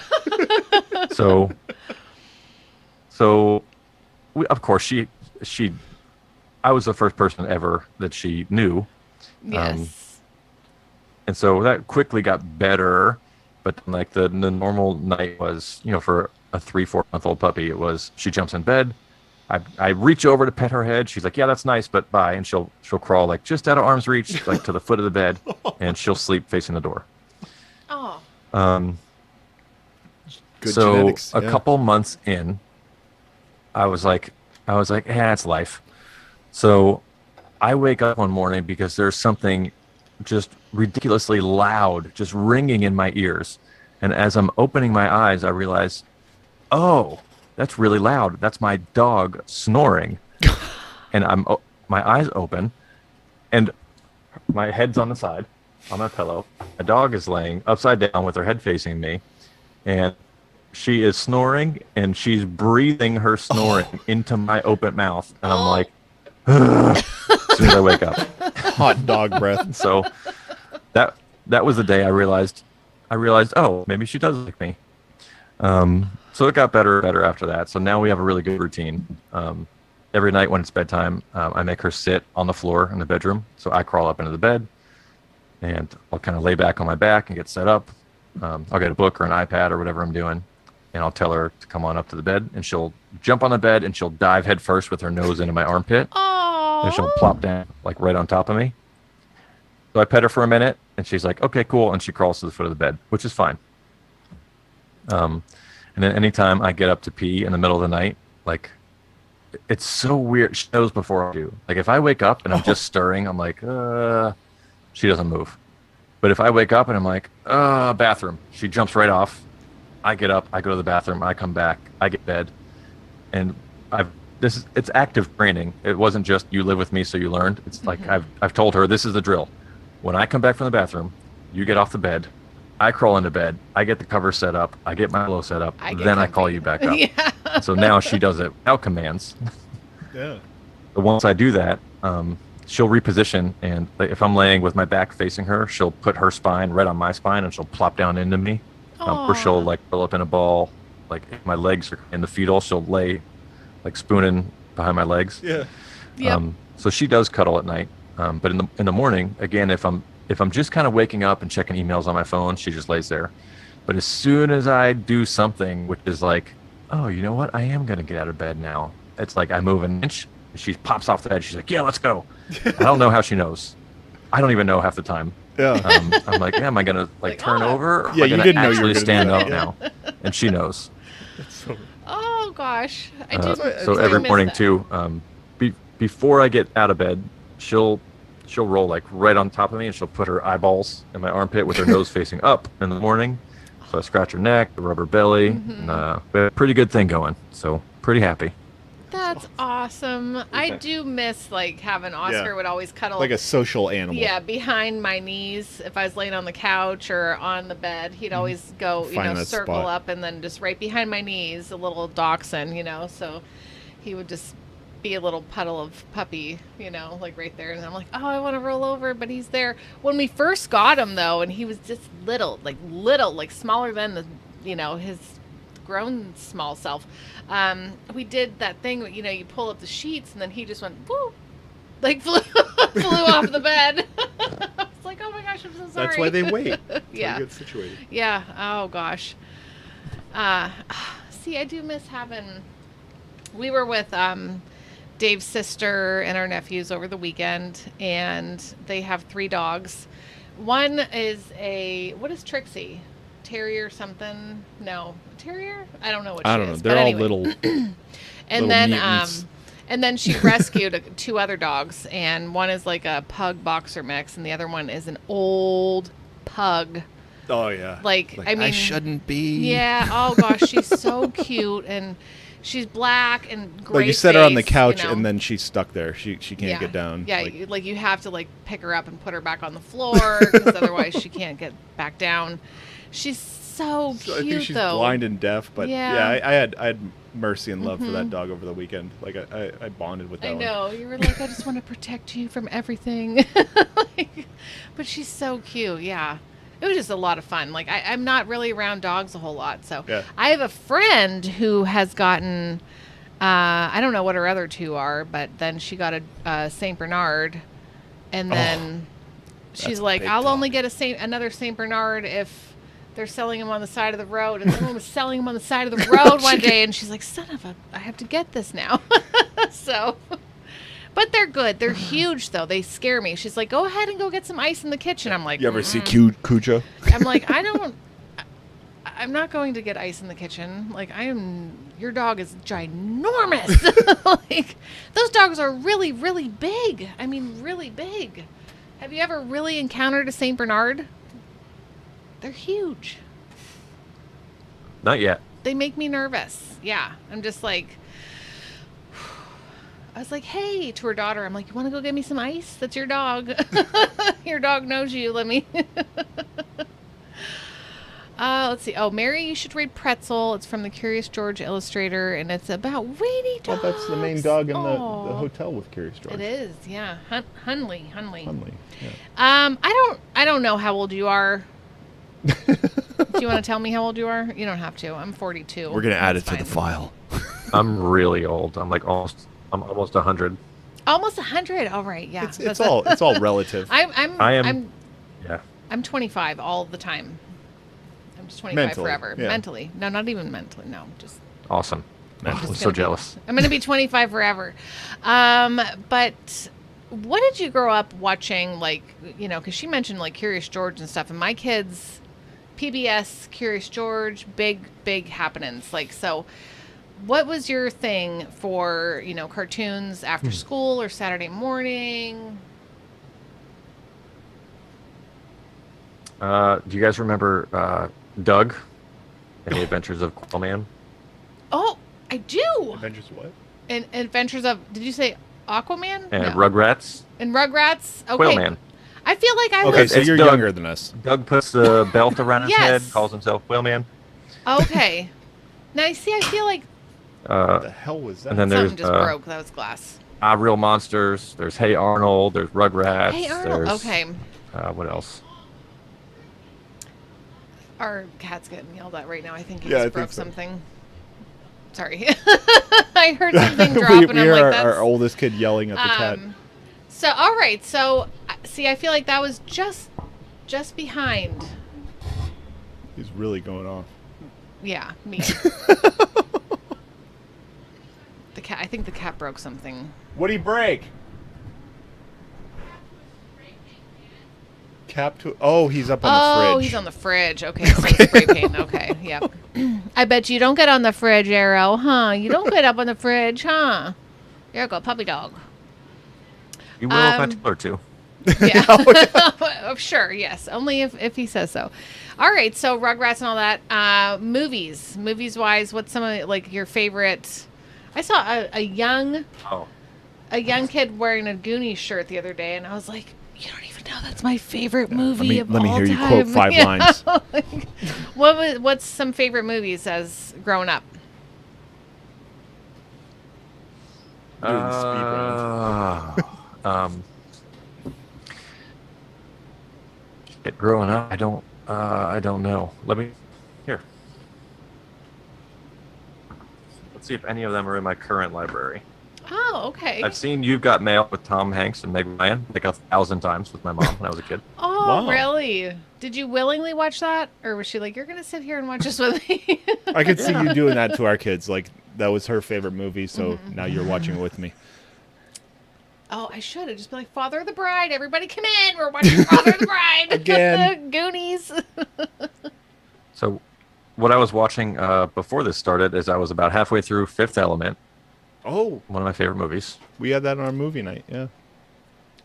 I have to remember that one. That's what with, else we got here? from Lethal Weapon. Is that right? Is that the one? Oh my gosh, I can't think Which of one? any words. With the chick with the red hair and she had the strap Oh. outfit on, and I have to tell Mary what. Yeah, Mila Jovovich, Bruce Willis. Yeah. Yeah, Bruce Willis. Oh, Yeah, yes. Okay, we did. Yep. where he Yep. goes to Mars. That's the one. Yes. Okay, yeah. Now I remember. Yep. That's a good movie. I don't see any old movies in my library. I can give you some current faves. Yeah, go for it. Are you looking at discs? Uh,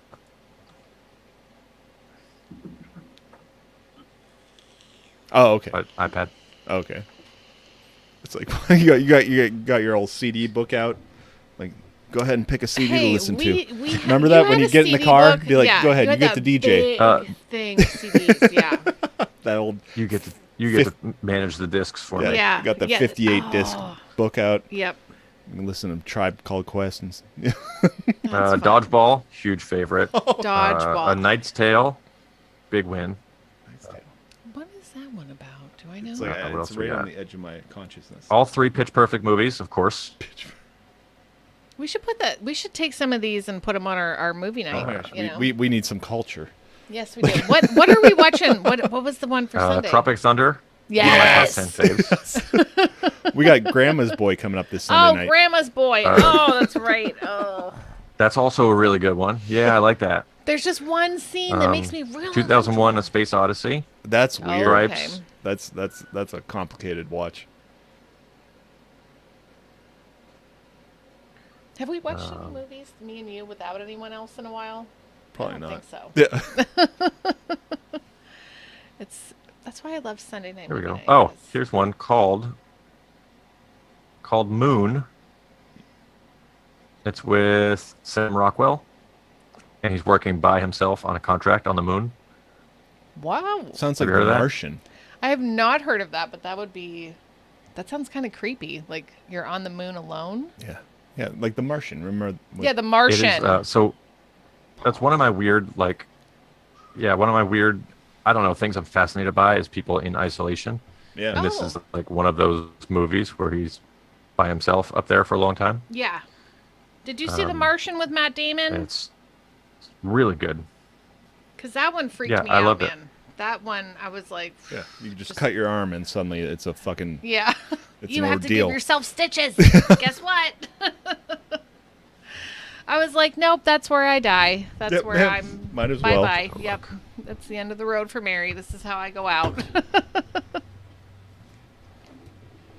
Oh, Balls of Fury. Why do I know that? Have you seen that one? I know, Balls- I have. No, we know Fists of Fury. No, I feel like Balls of Fury. I feel That like doesn't sound familiar. I don't know. It does. Maybe Fist of Fury. I don't know. I don't know if it'll show you on my camera here. It's gonna be tricky. I'll just bring it up. A little bit. Dave's gonna look it up because maybe it needs Balls of Fury. It's really that's maybe in my top 4 movies. Really? All Balls right, of we're Fury. gonna watch Okay. a freaking thing. Are we watching a preview? Yeah. All right, we're watching a preview. Super favorite. This seems so. Is this the ping pong? Really good. No, that's Is this the ping that's pong? dodgeball. No, that's not dodgeball. It's ping pong. Dodgeball's dodgeball. This is Oh. ping pong. Does this have most talented athletes from around the globe. Yes, Christopher Walken. Ping Vampires pong. and bandits alike. Okay. Ping we know. pong, Ping pong. You can, Or is you this can, or as I or say it. as the Chinese say, ping pong. All right, you can, I know World this. of Yep. illegal underground table tennis. Legend. Tastes good. And I gotta get you in shape. All right, I don't want to get in trouble for playing something on our regular stream. That is, yes. Oh my, we were just saying something about that, like We always say ping pong. ping pong. Or as the Chinese say, Ping pong. ping pong. I was like watering my flowers the other day, and I'm like, ping pong. Why am I saying ping pong like that? Oh gosh. Zaphod Beeble rocks. Oh, Zaphod Beeble Brox. Are you familiar with Hitchhiker's Guide? Some might say I have a Hitchhiker's Guide tattoo. What? That was probably the first book I ever read. I remember riding to school on the bus with this girl, and she's reading a book, which was weird at that time. And I'm like, "What are you reading?" And I see like the little green guy with the arms sticking out, and then "Don't Panic" on it, and like I've been into it ever since. Like all of Douglas Adams' Long Dark Tea Time for the Soul, the Dirk Gently's Holistic Detective Agency. I never read Last Chance to See, but like all that stuff, like I like that, and I've never been able to find an author quite like it. Yeah. Have you read Starship Titanic? I've heard of it, but I don't think I read it. That just sounds fun. It's in the Hitchhiker's Guide universe, but it's with different characters. Yeah, because I have the It's unabridged, really good. like all of the Hitchhiker's Guide books, but I don't think I've read that one. I need that. The water, sorry. I know I just point in that general direction, and I'm like, you should know. Yeah, I should know. I'm trained well enough. You're not. I'm not. We have more I'm training getting to do. Your training has just begun. Oh no, that's so great. Dave introduced me to that. Yeah, we used to read it to each other. Yeah.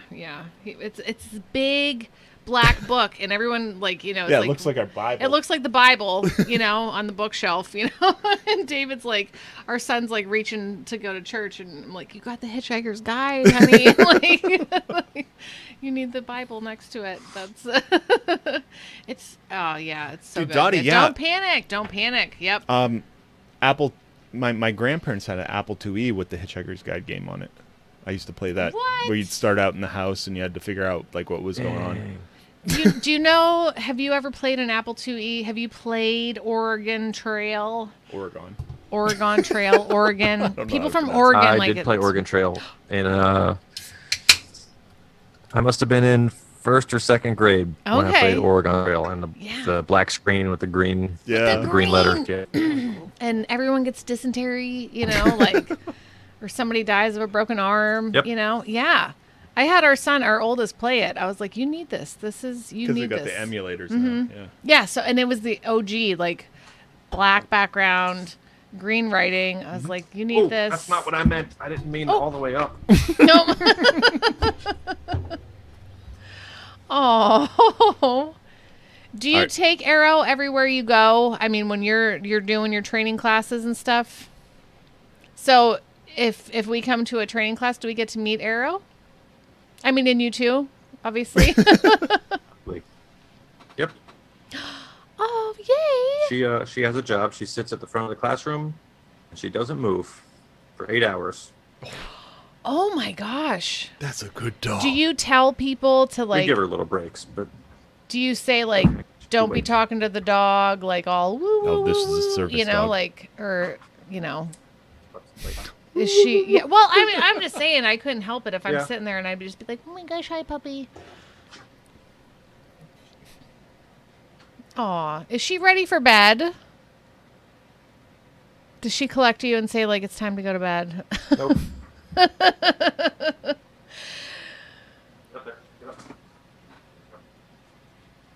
No, It if is I'm a awake, she's awake. Oh, okay.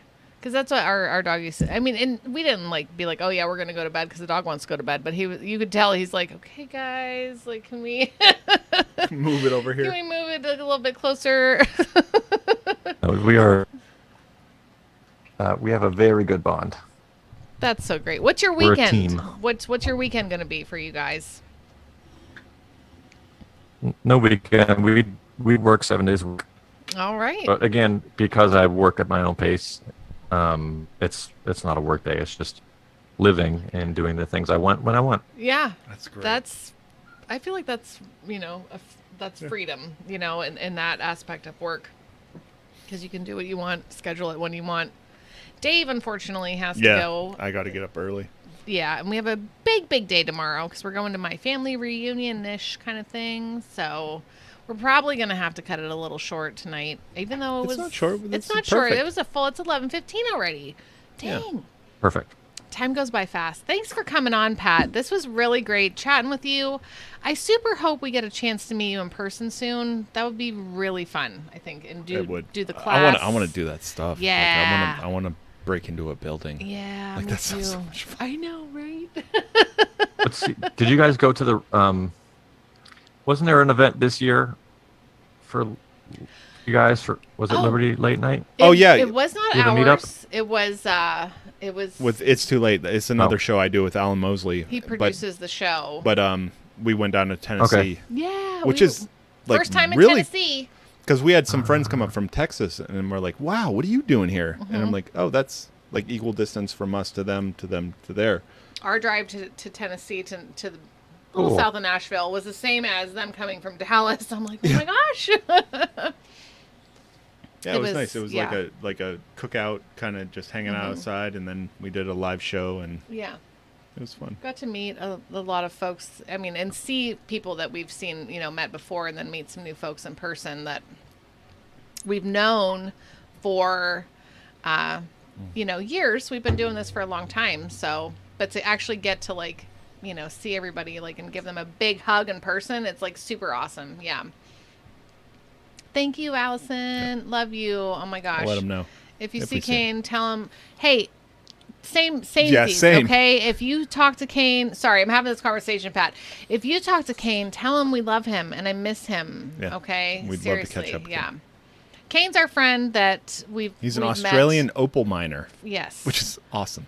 And we just want to make sure he's still doing okay. He lives in the middle of nowhere in Australia. And mine's opal by hand. And it's nothing like Minecraft where you just cool. chop, and it pops out.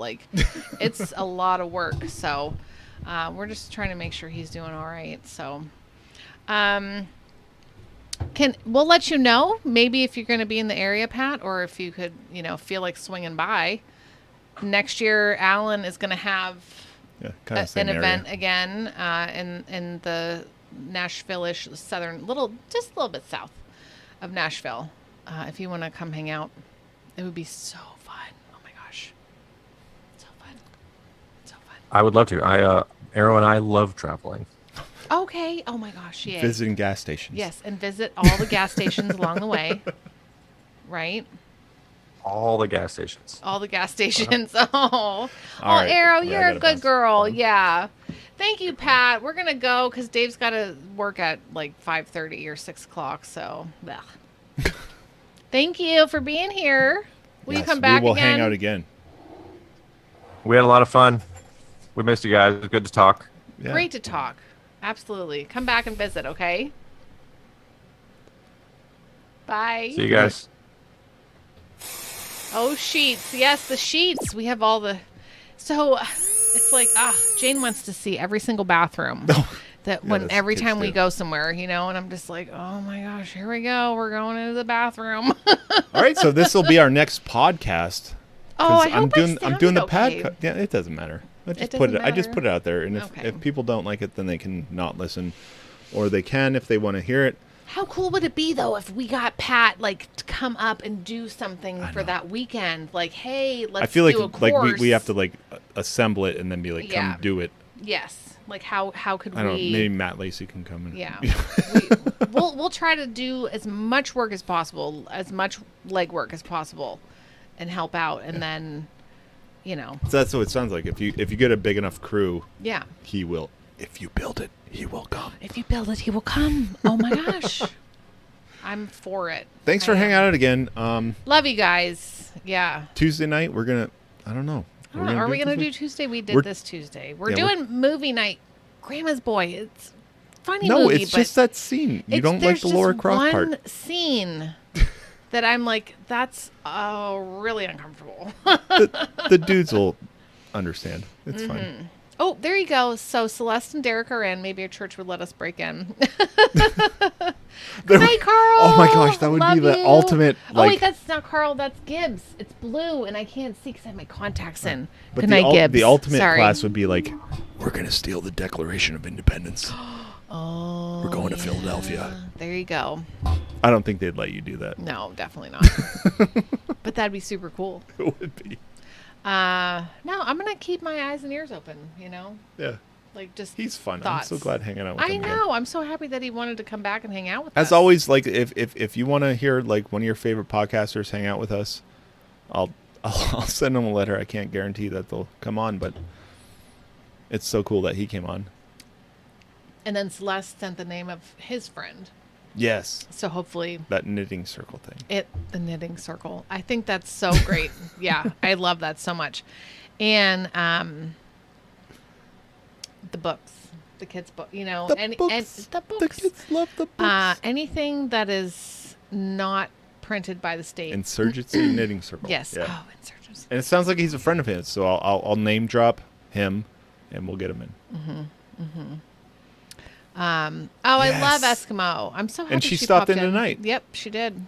I love We her. should talk to her again. Yeah. She's so great. Because she's like super active, but she's also an Eskimo, Very active. which is rad. I know. Tell us about your life. And I'm like, am I allowed to say that? And she's like, yes, you are. Yeah. It's that weird thing with like you can't call them Indians, you got to call them Native Americans, or you got to call them First Americans. Well, But it's and like- she does, and so do you, Celeste. So y'all are showing that the women's can be dang too. Yeah. Seriously though, you guys. I are guess funny. women can be funny. Oh, they can be funny. I guess. Do you not just think that's hilarious though? How I put the hair so it's all like your Yeah, head is I the saw same the hair. size. Yeah. And now I just need to match your skin tones, and I do not know how to do that. The hybrid of me and Alan, which is actually happening in real life because like we hit the buttons at the same times, and Your simple Jack meme. I've thought of that several occasions. all right, we got to go because Yeah. this is Oh, yeah. Yeah, no, it's good because I have to go too, so I'm going to be good. Got a big day at the pool Allegedly. tomorrow. Family Yeah. reunion. I'm excited. I haven't seen a lot of my extended family in a while. it's always funny. You know? Never go full retard. Yeah. We used to get together all the time, and now it's been forever. So It's late. it is. It is. I feel like we're getting worse. We're getting worse? No, I mean like when we were first doing the show, we'd stay up all night and screw future Dave and Mary. Okay. But we're getting old. It's at this point. It's like, Yeah. oh, I got so much to do tomorrow. I love you guys. There's a lot of relaxation There in your is. future, because I'll be running around with the kids tomorrow, and you Yeah. can just chill in the pool or the hammock. I might shout out to you every once in a while, like, Yeah. No, I'm gotta take always the kid to go I'm always poop, alert. I got my head on a swivel. I got situational awareness for my children, but they're getting super confident in the deep end, and it's so nice. You know the commercial. You know what's coming. I got a button for that. String controls. Okay. Yeah. I'm bringing it up. It's all right. It's all right. We're good. We're good. Everything's good. I love you guys. So we'll see you Sunday night movie night, right? Yeah. Woo! We're not lame for going to bed at the end of a 2-hour show. Yeah, that's reasonable. That's super reasonable. We should make promises. Promises. And I thought I People. started drinking early. No, I was hitting it hard. But it's like people should be like know what they're getting into. Like people come on Liberty Late Night and they're like, is this going to be like an hour or is this going to be 6 hours or Yeah. maybe we should structure it. What structure? That sounds gross. But what if we're having fun and then I know, but then that's when Alan says you say come back next time and share more. You have a guess set so. time. All right, So. let's go. Good night. Okay. Thanks for hanging out. We're doing like this is our Yeah. show meeting and Yeah, you guys are we're now doing- involved. Like This after show. what do you think about this and that? Yeah, they ain't gonna like it. Yeah, I'll go with the flow. I feel like we are very go with the flow. Yeah, a Ric Flair button. Woo! Woo! Oh yeah. All right, guys. All right, y'all.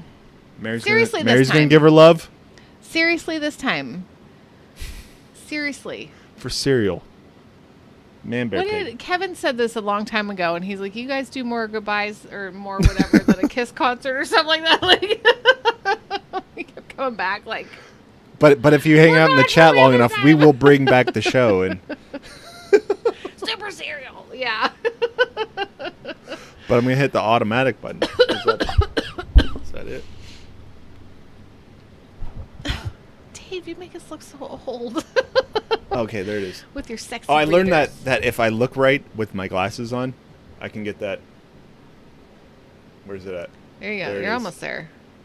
Yeah. Yeah. Look at those eyes. No, that way.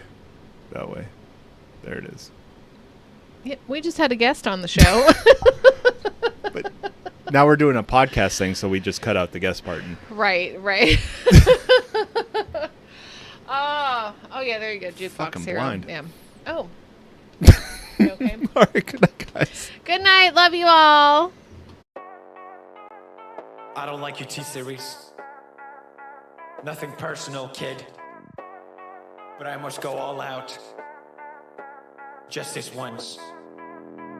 Bob's or Vagana, whichever will it be. Set the fuck down, T-Series, I'm here to spill the real tea. You tryna dethrone me from spot on number one, but you India, you lose, so best think you haven't won. When I'm through with you, we're gonna be completely fucking done, cause we only just begun. I review you, zero by bitch gone. So come on, T-Series, looking hungry for some drama. Here, let me serve you bitch lasagna.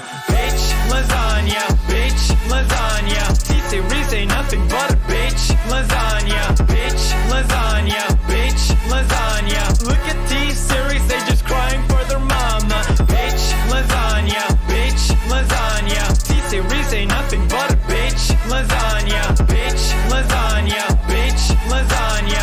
T-Series just whip himself in their pajamas. So who the hell is Bob and why you wanna kiss him? Ew. I'm a blue-eyed white dragon while you're just dark magician. Oof. You got a fifth of the population in your nation, but I got 90 rolls of worlds to hold your defecation. Oops, multipatlo, what the fuck is that even supposed to mean? Your language sounds like it come from a mumble rap community.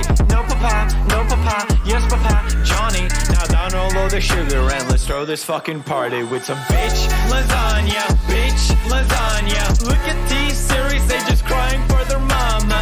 Bitch lasagna, bitch lasagna. T-Series ain't nothing but a bitch lasagna. Bitch lasagna, bitch lasagna. Look at T-Series, they just wet in their pajama. Bitch lasagna, bitch lasagna. T-Series ain't nothing but a bitch lasagna. You got a population of 1.32 billion, but most your videos can't seem to hit even a million. Sabot! Magic potty baby, your bottle's all done. If potty training time will be so much fun. I help you with your training dance, you make me so proud. Your potty feels like magic, then it flushes out loud. It's fun to help Magic Potty Baby learn to use her potty. Flush and you're ready for next time. Magic potty baby, I'm so glad that you're mine. Magic Potty Baby and her Magic Potty. No water, no mess. Batteries not included.